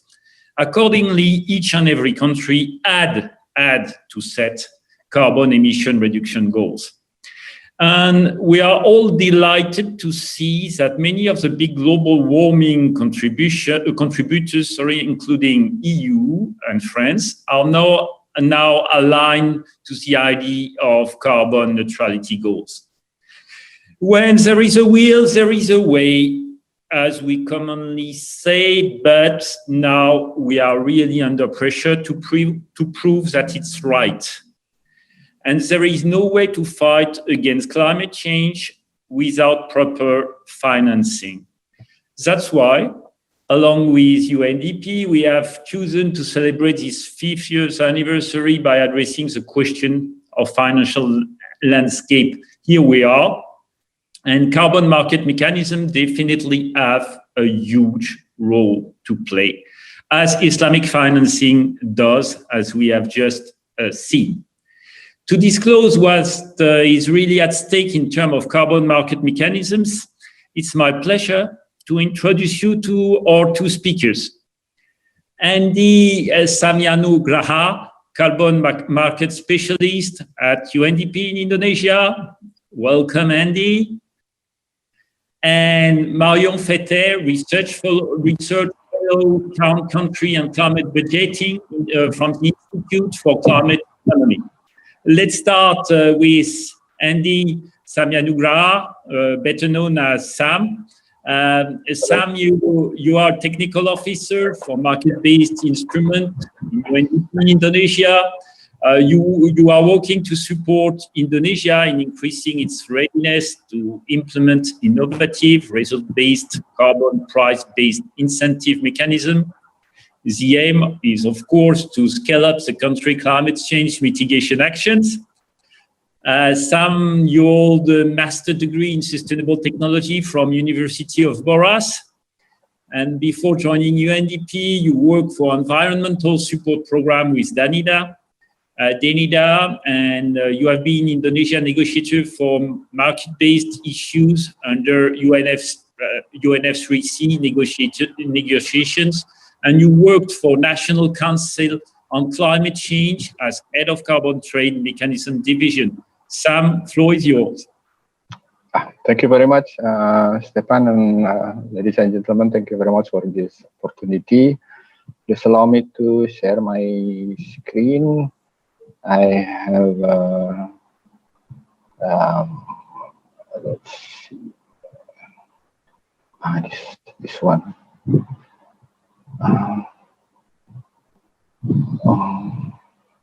Okay, can you see my screen? I hope you guys can see my screen.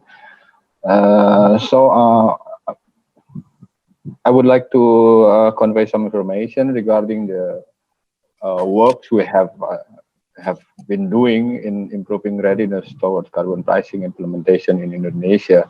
So a previous speaker have already conveyed the main reason on why carbon pricing mechanism is necessary, and that is in regards of the lack of funding, insufficient funding to achieve our mitigation target or our NDC target.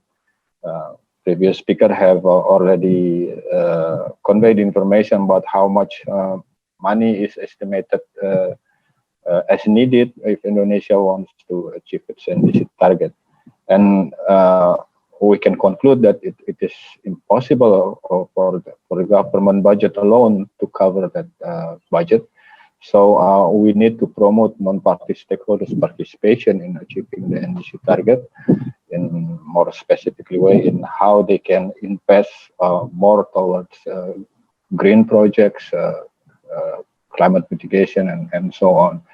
And that's where carbon pricing are coming into place, because we believe that carbon pricing are policy tools that can deliver cost-effective and scaled-up delivery of real, additional, and permanent emission reductions.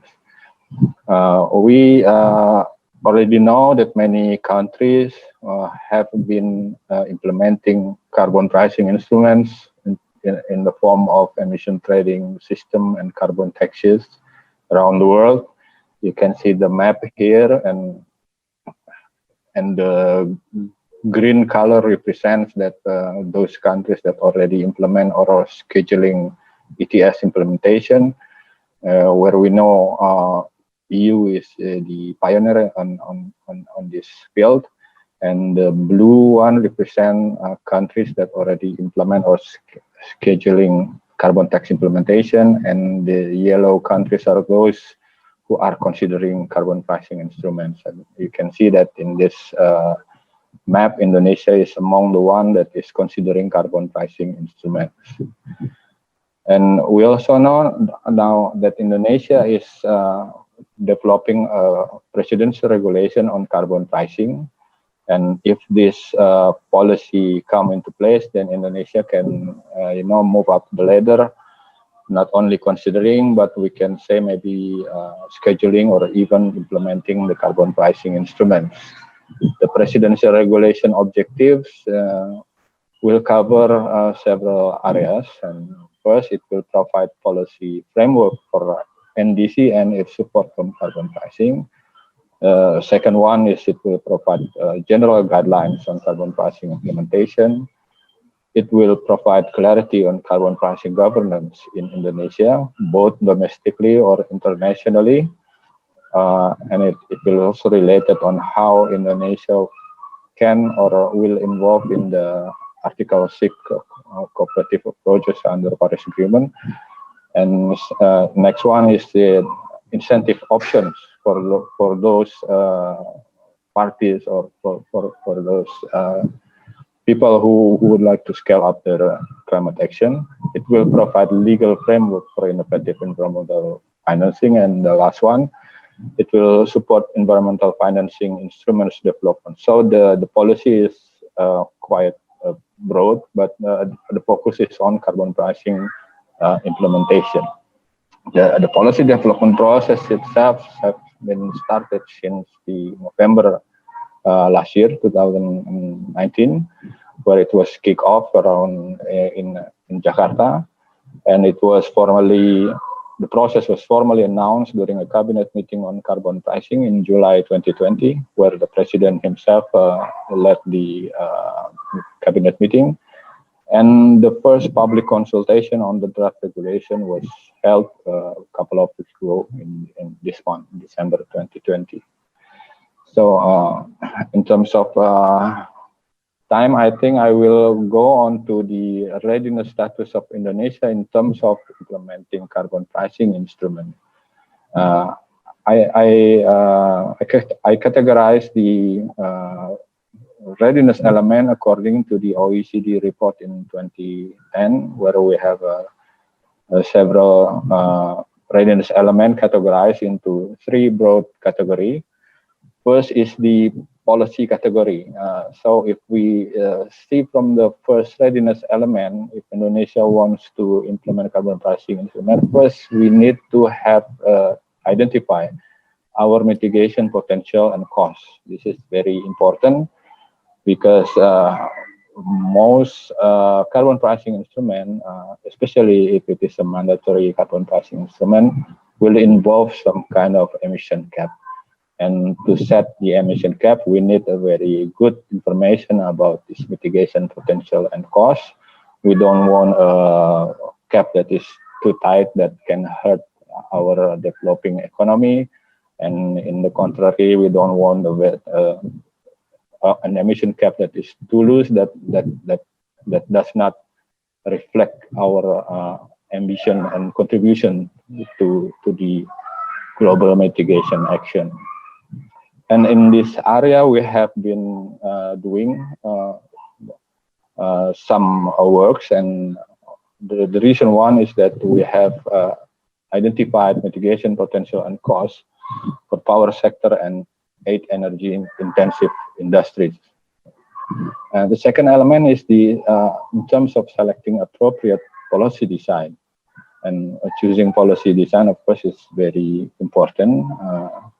That we need to ensure that policies, whether it is directly related to climate change or indirectly related, like energy policies and so on, can be harmonized. And in these terms of areas, we have been working on some of the modeling on analysis on emissions and economic impact of several carbon pricing scenarios in Indonesia. And I believe presidential regulation on carbon pricing will provide the how those policies can somehow work together and harmonize through a carbon pricing implementation framework.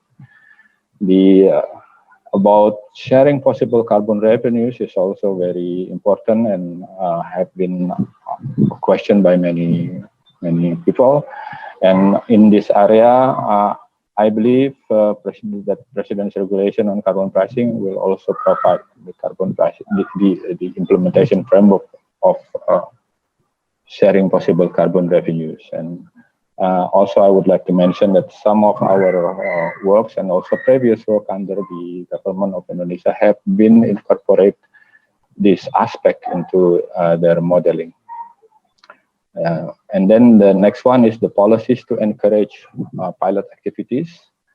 We have been working also in this area, and now Indonesia have been developing a domestic crediting mechanism, and it has been piloted recently, last year actually in Jambi. So if everything goes well, and also with this presidential regulation, I believe Indonesia will have a domestic crediting mechanism that will generate a domestic carbon credit in near future. And also voluntary pilot activities of carbon pricing is now being developed in power sector. So power sector is among sectors that relatively ready in terms of our technical, in terms of the technical readiness, which I will touch later on. So the second category is our technical readiness status, and this is a core technical readiness that for some sectors have been quite well developed in Indonesia. The first element is in terms of coverage, whether we should be able to cover what kind of what sectors will be covered in our carbon pricing instruments and so on and so on. For our domestic crediting mechanism, or we call the Indonesia Certified Emission Reduction Mechanism, the coverage of that mechanism is already defined.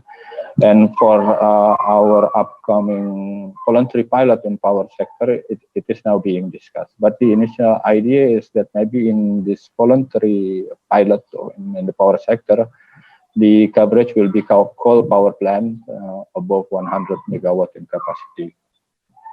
And then regarding the reference or baseline year emission, which is very important to set the target, we have developed, or in Indonesia already have emission baseline for power sector and 8 energy intensive industries. And combined with the potential and cost of mitigation identified, I believe this is a very a good capital for us to develop the emission cap later on. Next one is the MRP system, and in regard of this MRP system, Indonesia now already have MRP guidelines for power, cement, and fertilizer industries, and those guidelines are specific for those subsectors. There is also an online GHG reporting tool for power sector, which is now operational, where power plants can, put in their activity data. And then the system will help them to automatically calculate how much emission they emit for a year. And the MRP guideline for the domestic crediting mechanism and also the methodologies now already being developed. In terms of registry, also this is very important and quite challenging for Indonesia, I think. So this registry is very important to track either the issuance of credit, the allocation of allowance, and so on. But the main goal or the main function of the registry is to ensure that every transfer or every use of a carbon unit can be tracked and traced.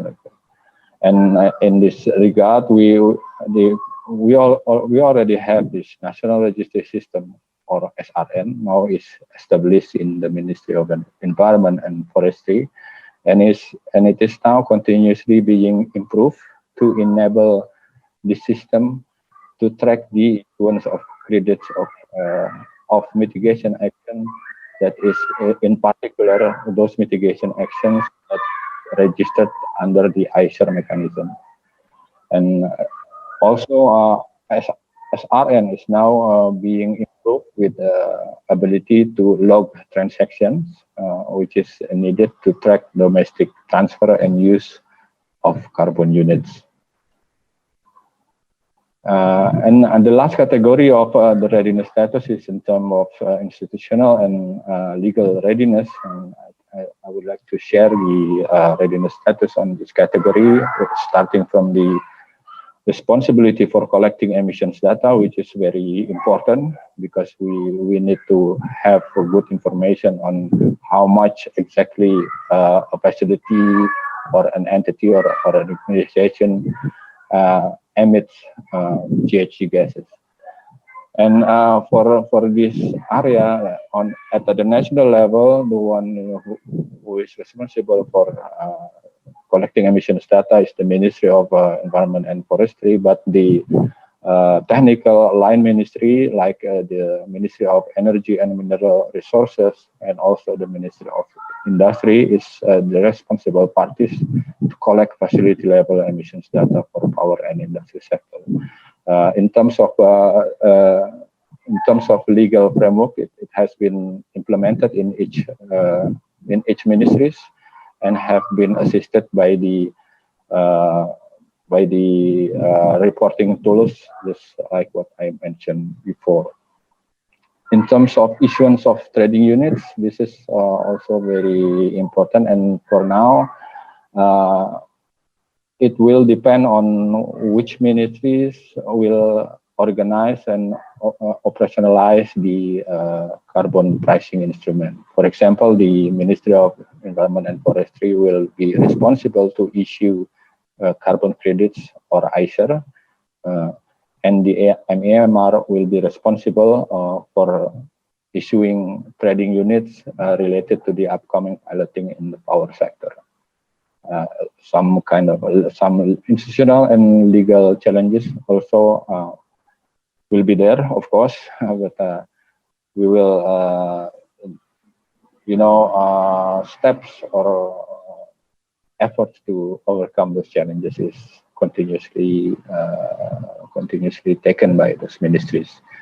In terms of GHG and performance and verification, which is very important because there is a say that in the carbon market world that the say says that a ton is a ton, and to ensure that a ton is a ton, the verification capacity is very important, including on who will do the verification, who can conduct the verification, what kind of competency standard established, and so on and so on. And for this, the ministries, in particular MEMR and the Ministry of Industry, will become the responsible institution to verify facility level emissions data for power and industry sector. But for our carbon credit mechanism, we will use third-party verificator accredited under the Indonesian National Standard for GHG Management, which is actually the same as the ISO standard on GHG management, the ISO 14064, and so on. And current status is that we Indonesia already have 3 companies accredited as third-party verifier under this SNI ISO standard. In terms of compliance, this is something that I expect that the draft presidential regulation for carbon pricing will provide the framework on compliance, as well as on how to regulate trading, whether the carbon unit can be traded over the counter or does it have to be traded under some kind of exchange, and so on and so on. This will also be regulated under the carbon pricing policy. And the last one is about the stakeholder involvement. In the PMR activities, we have consult like around 140 power plants and 160 industries. But of course, it is not a number that we can say, oh, it's enough. We still need to improve it. But in terms of the development of this carbon pricing regulation, public consultation also have been held. The first one has been held around 2 weeks ago, and I'm sure that a subsequent public consultation will be held in the near future. So I would like to conclude my presentation with some points, Stefan. First is in terms of readiness, I believe there is never a state of 100% ready. We will always need to improve, and there will always be a room for improvement. So continuous improvement in terms of extending the scope and coverage, elaborating the potential, or updating the readiness element will always be there.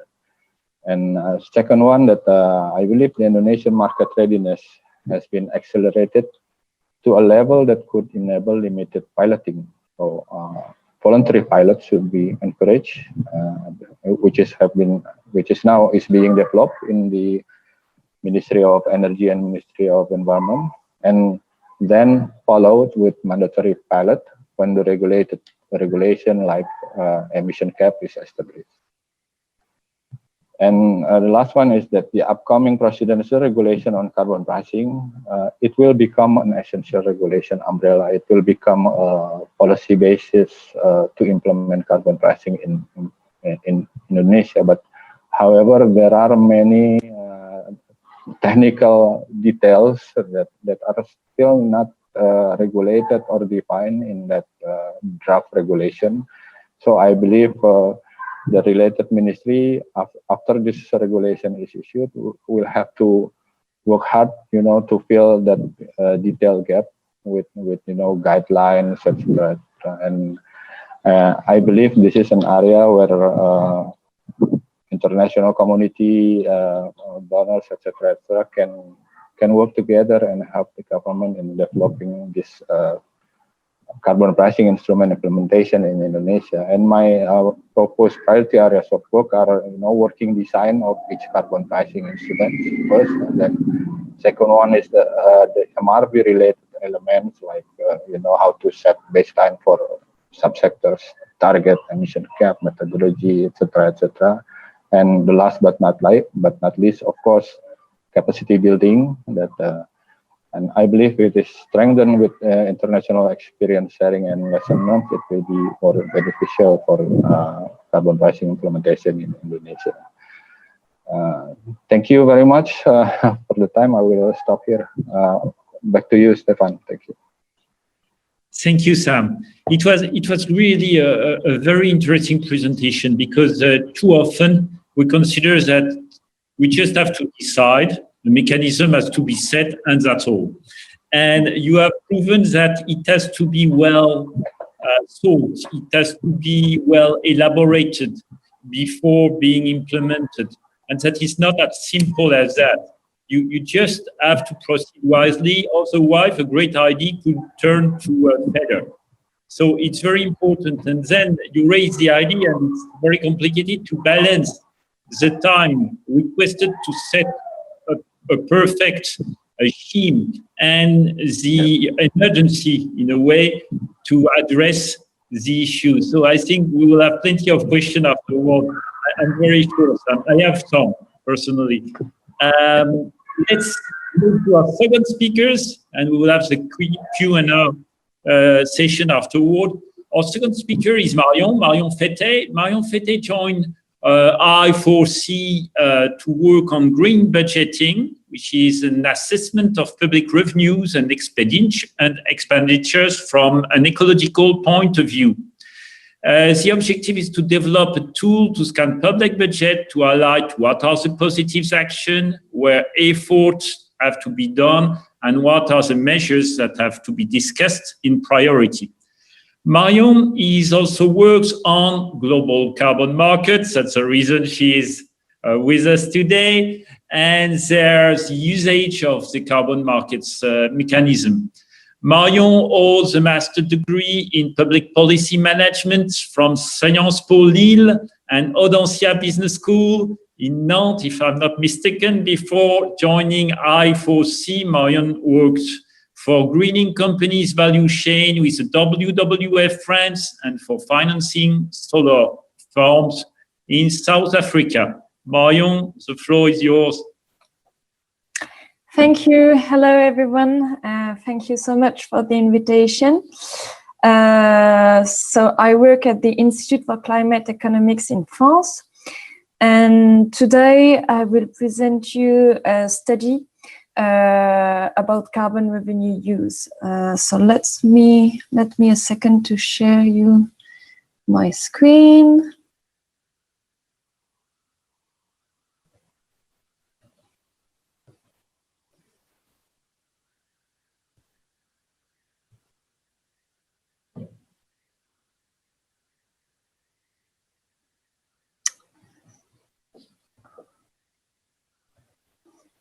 So 1 second more.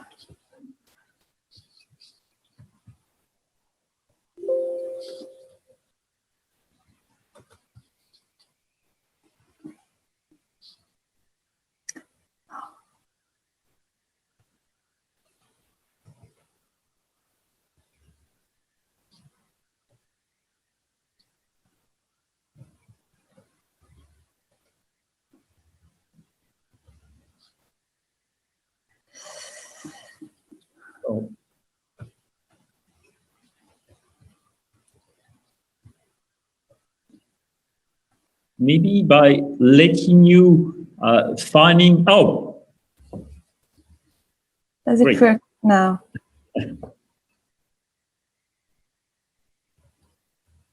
Yes. Okay, so as I told you, I will present you a study about carbon revenue use, what is done all over the world with the revenues from carbon tax or from carbon markets. As Sam presented, there are different carbon mechanisms, and so the revenues are used in different ways.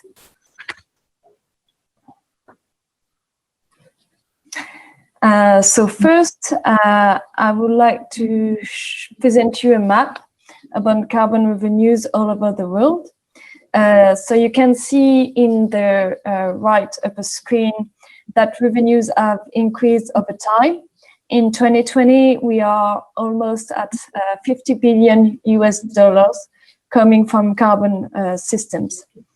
In red, you can see the revenues coming from a carbon tax, and in blue, you can see the revenue coming from carbon markets, or what we call ETS, emission trading system. So in this map, Sam presented before the map from the World Bank, the carbon pricing dashboard. And this map presents, it is quite similar to the one from the World Bank, but we present only the systems that are already implemented. So you can see that many countries still have no carbon pricing system. For instance, Australia, Russia, India, but it's changing, and the coverage of carbon pricing system is growing. So in 2020, 3 countries joins the initiatives. So Canada, South Africa, and Singapore. So in total, we have 44 countries and 31 provinces that have a carbon pricing system. And altogether, they represent 60% of global GDP. But the price to emit carbon is still very low. If we have a look on the price, on average, the price is still below $10 per ton, which is very low. And it is way below the recommendation from Stern and Stiglitz. The 2 economists, they recommend a price between $40 and $80 per ton.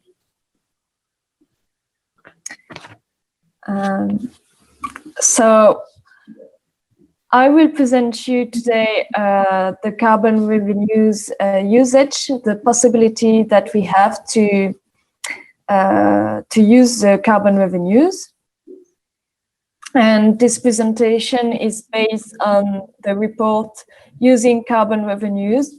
It was written in collaboration with the World Bank and the French Development Agency, AFD. So first, there are many usage for carbon revenues, and I will present you 6 destinations for revenue use. First one, tax reform. So it means that government that has new revenues coming from carbon, they decide that they can decrease other taxes, for instance, tax on labor or tax on revenues. Another usage is debt reduction. Government can use the revenues coming from carbon to reduce their debt. And this is what we call general budget allocation. It is a use for carbon revenues. So other usage for carbon revenues are direct spendings and tax cuts. Direct spendings, it means that we use the carbon revenues for citizens or for poor households to compensate the increasing price for them for fossil fuels, for heatings, or for energy. And tax cuts mean that the government decides to reduce the carbon tax or the carbon price for some citizens or for some sectors, because those citizens or those sectors don't earn enough money, or they are not competitive enough to stay strong with an increasing price on carbon. For instance, farmers in France, they are exempt of the increasing carbon tax on diesel. And this is what we call targeted support. And the last 2 ways to use carbon revenues are projects that fight climate change. So for instance, if you fund a project to retrofit houses with the carbon revenues, it is an example.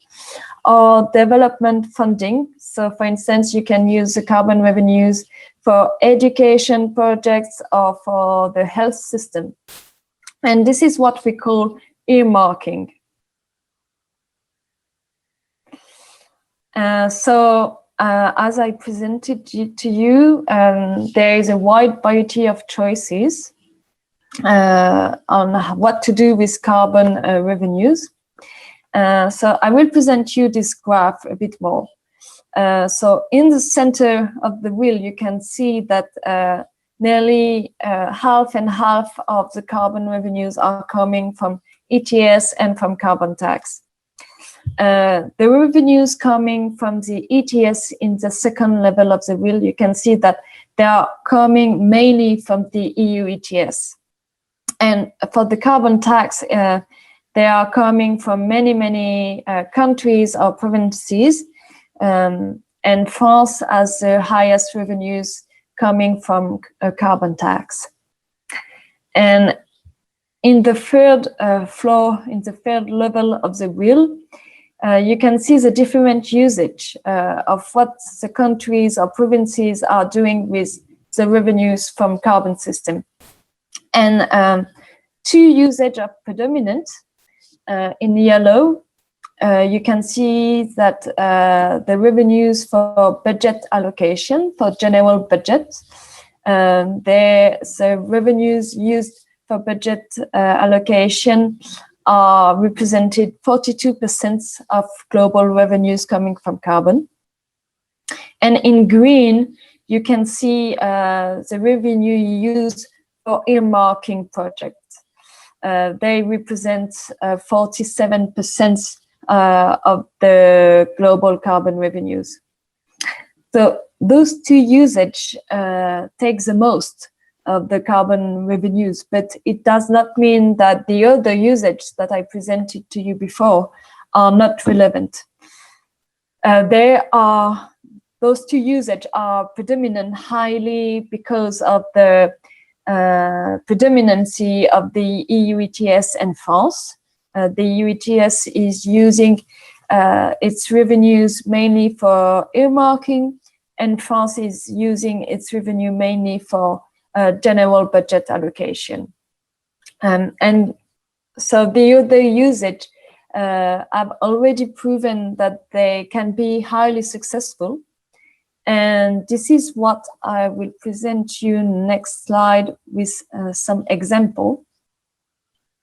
So, for example, to present you 4 different ways to use carbon revenues. So in Quebec, in Canada, revenues are allocated to special fund for green project. So they are doing green earmarking. And Le Fonds Vert is using the revenues for transportation mainly to extend public transport or to electrify the transport means. And the system in Quebec started in 2013 as an ETS, so a carbon market, and it covers today 85% of CO2 emissions in the province. In Sweden, next example, the carbon tax was introduced a long time ago in 1991, and it was introduced at the same moment as a major fiscal reform. So as they introduced the carbon tax, the government decreased other taxes on revenues and on labor. It now generates a lot of revenues in Sweden, and it was really interesting because they were doing it in a major tax reform. Next example in Ireland. So as you know, in 2008, there was an economic crisis in Europe. The debt in Ireland blew up, and Ireland needed money to keep its investors confident to stay strong. So they introduced a carbon tax, and it generates revenue for the general budget, and then they were able to keep the debt at a decent level in Ireland to keep the confidence of investors. And last example that I wanted to show you was Switzerland. In Switzerland, more than 60% of carbon revenues are distributed to households and to companies. So they are doing direct rebate, direct spending to citizens and to companies. The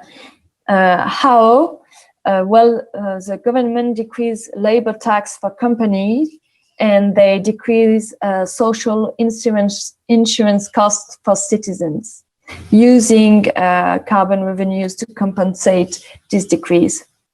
So there are different solutions. None is better than the other one. And as Stefan and Sam told you before, the solution must be context-based and depends on different aspects, political, social, economics, and all of that has to be studied in details. And another lesson from the report is that transparency and visibility are key in the success of the carbon pricing system. We have seen that a lot in France with the yellow vest. So it is very important that before the implementation, during the implementation, and after the implementation, transparency and visibility are done to implement the carbon market mechanism, carbon system mechanism, sorry. So before the implementation, it is important to ask, have the stakeholders been consulted? Are they involved in the mechanism introduction and in the decision made for the mechanism? And even after the implementation, is the transparency sufficient on revenue use? Some show that registry is done in Indonesia, and it is very important to continue.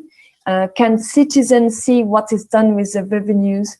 What guarantee do they have that their decisions are respected? And how the mechanism is reviewed with the MRV system? Is it every year? Is it every 2 years? By whom? So that there are many questions that have to be answered and explained to citizens many times. Communication is really a key in carbon market systems. So for instance, in California, they have an interactive map showing what projects are funded by carbon revenues, what is done with the revenues. So for instance, a project that they are funding with the revenues from carbon, they have implemented a Clean Car for All program. And this is what you can see on the picture. And in this photo, if a person with a low income crash its old car, then the state will give him or her a voucher to buy a new clean car. So this is really interesting, and it is really showing what is doing, what the government, what the state is doing with the carbon revenue. Transparency is key, and that's why green budgeting is also a very interesting exercise to show citizens and to show stakeholders how the state is spending its revenues, and especially its carbon revenues.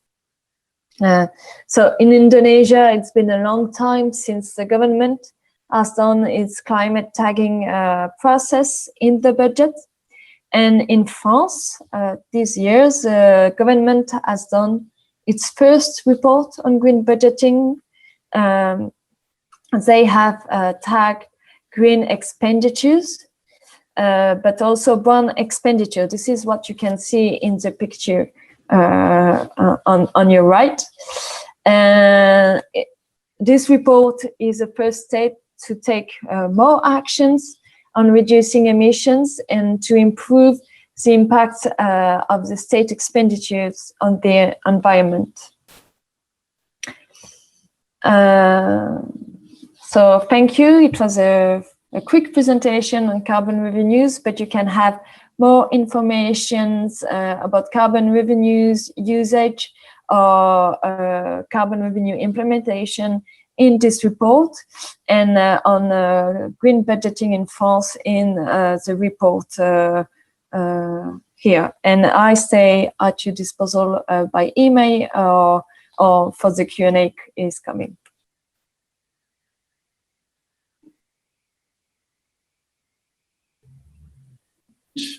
Thanks a lot, Marion. It was a very comprehensive presentation, and it's interesting to see what have been so far the outputs, the results of the various policies that has been implemented here and there.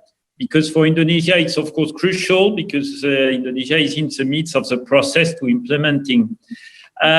We have various questions, and most of the questions are in fact related to how to share the mechanism, how to make it as inclusive as possible.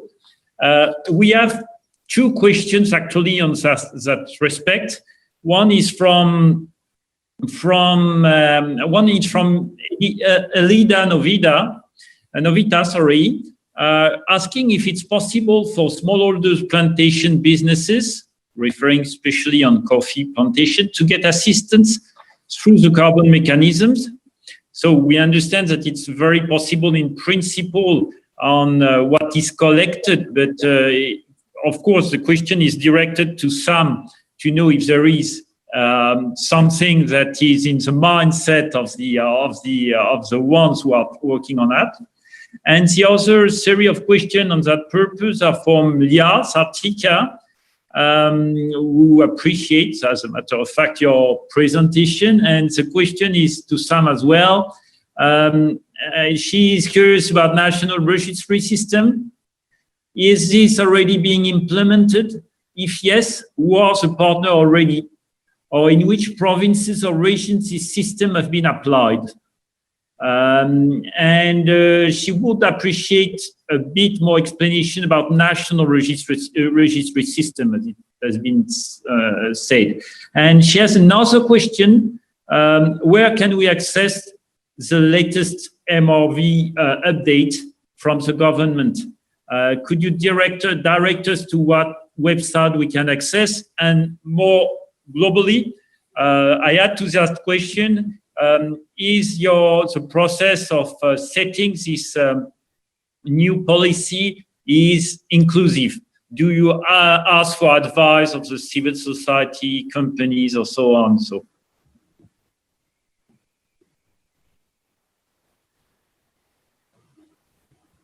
Thank you very much for the question. I would let me start with question from Elida. So just like what Stefan said, theoretically it is possible, and actually that is what government also wants to make it possible. I mean, for example, with the domestic crediting mechanism that is now being developed in the ministry, we are aware that some of the barrier that can prevent some parties to participate in the domestic crediting mechanism is transaction cost. So the design and the in general the design of the carbon crediting mechanism, the domestic carbon crediting mechanism is somehow that can cut the transaction cost without sacrificing the environmental integrity. And if it can be achieved, then small mitigation projects such as the coffee plantation should be able to access the domestic crediting mechanism and hopefully can sell the carbon credit to people who would like to offset their emissions. So in short, yes, it is possible. And the question from Leah about the national registry system is that system is already implemented for more than 3 years. And regarding the partners, well, in the development part, the development partners are mainly the Ministry of Environment and Forestry. And in my knowledge, they also received some supports during the development phase. But during the operational, it is 100% operationalized by the ministry. And in which provinces or regions, well, it is applied in the national level, in the central level. And if you would like to know more about the national registry system, you can access the ministry website, the KLHK website. So to make it easy, maybe you can Google SRN KLHK, then you will be directed to the website. One thing I would like to underline is that the current national registry system is more towards a climate action registry. So you can put information about your climate action, whether it is mitigation, adaptation, or joint mitigation adaptation. But for now, it still cannot be regarded as a market registry. So that's what the government wants to improve. So when the carbon pricing regulation has been issued and when the mechanism itself is in place, the national registry system can also function as the market registry. And regarding the latest MRV update, beside that SRN website, you can also access the ScienceSmart website. So again, you can Google ScienceSmart KLHK, and then you will be directed to the particular website where you can find the MRV results in national level. You can find which sectors emits how much, and even to the provincial level. So, yeah, and regarding the process in the carbon pricing policy development, I believe it's quite inclusive for now, but well, of course, like I said before, our standard is different. So some people maybe will say that, no, it's not yet inclusive enough already. Some people will say, well, it's not. But I think, like I said before in my presentation, there are always room for improvement. And I believe that the government has already shown their intentions to, to include as many stakeholders, as much as stakeholders as possible. So a couple of weeks ago, there are public consultation that involving like CSO, private sectors, etc. And I believe there will be also another consultation that is more towards foreign related ministries, and I believe there will be sessions as well. So. And what is important, I think it is to be noted that the Minister of Environment during that public consultation also opens the chance for every people, CSO, private sector, or whatever, to to provide written input to this draft policy. So it is still possible. Maybe for now, I will stop there. Thank you, Stefan. Thank you, Sam. Thank you, Sam. I will take another range of questions or addressing or trying to give you an idea of what people are thinking about your presentation. So, of course, it's a kind of double approach, because as a matter of fact, it's obvious for everybody that carbon pricing regulation and carbon mechanism are good in terms of carbon emission, to reduce carbon emission. But something that is more unclear, and that's why probably Marion raises the point of the transparency, is the destinations of the saving, of the fundings. And you have questions in the chat box about the destination. Does he, for instance, has it to be direct to startups and people who are working directly on global warming and fight against global warming or environmental issue, or could it be used to address some other issues non-directly related, like, for instance, a sanitary crisis as we experience? And of course, you have various approaches, but I would like to know how this kind of thing should be, from your point of view, decided. Marion, your idea about it first. Well, it's a good question, and what I could say is that it depends on the context, and there is no one solutions or one answer to that. It is very important to look at different criteria. So social aspect, economics aspect, sanitary aspect now, and we have to find a balance between allocation, earmarking, like you said, to special startup that can do climate project or green projects, and because when you do earmarking, it is very easy to be transparent about what you are doing with your revenues coming from carbon. But on the other hand, you have to stay flexible and to be able to answer to other social challenges that can overcome. So you have to find a balance.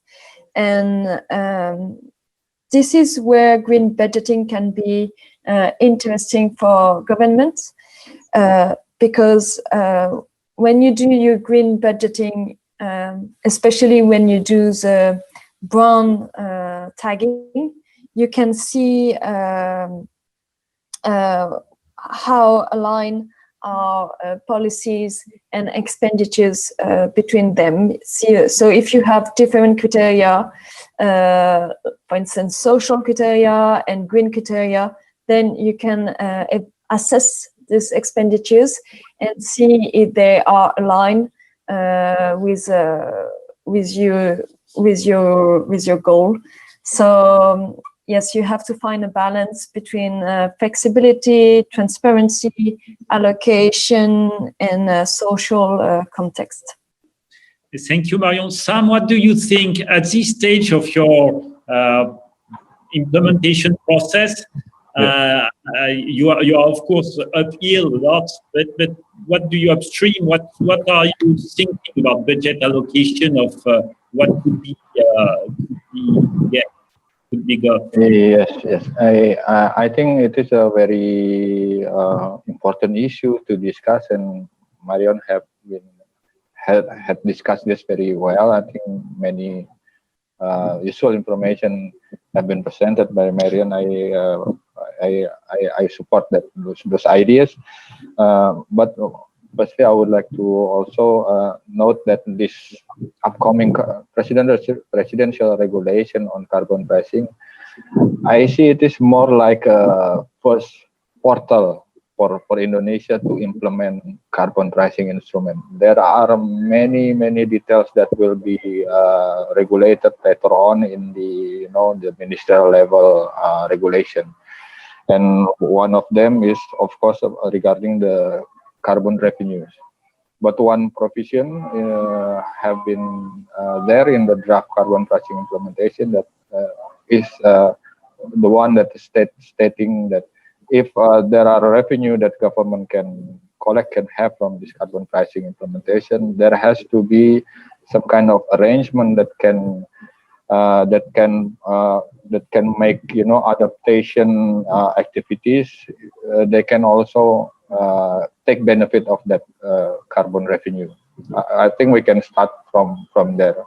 But again, like what Marion said, regarding carbon revenue, we have to see a lot of context. For example, not every carbon pricing instrument can generate revenue for the government, etc.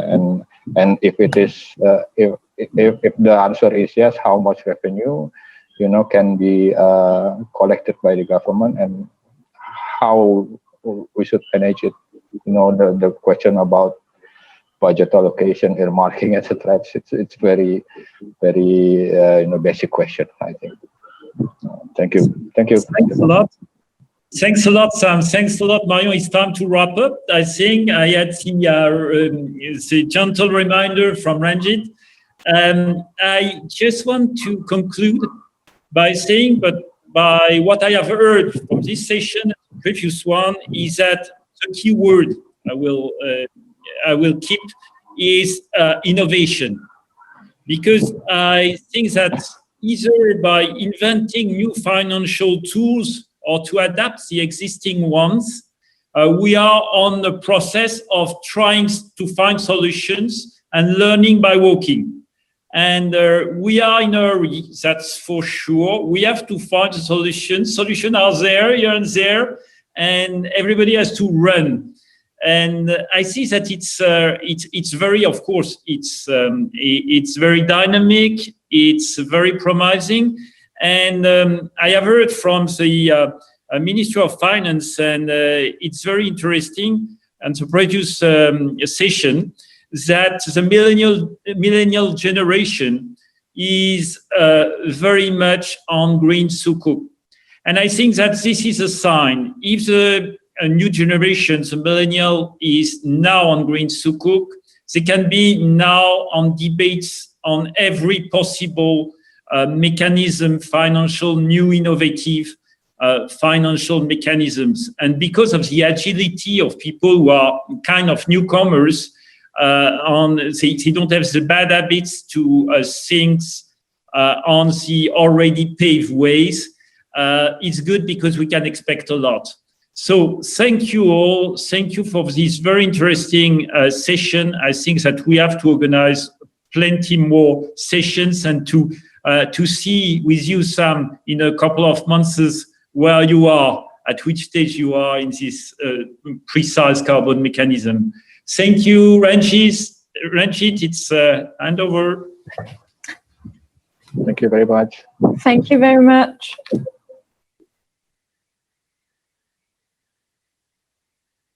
Hope that you found the discussions insightful. If you'd like a copy of the material that was presented today, be sure to access the link that's provided at the bottom of your screen in the chat box. I'd like to say a special thank you to all of our speakers, our panelists, our two moderators, and of course to all of you for tuning in. Thank you very much. Have a pleasant evening and a great weekend ahead. Thank you and bye-bye.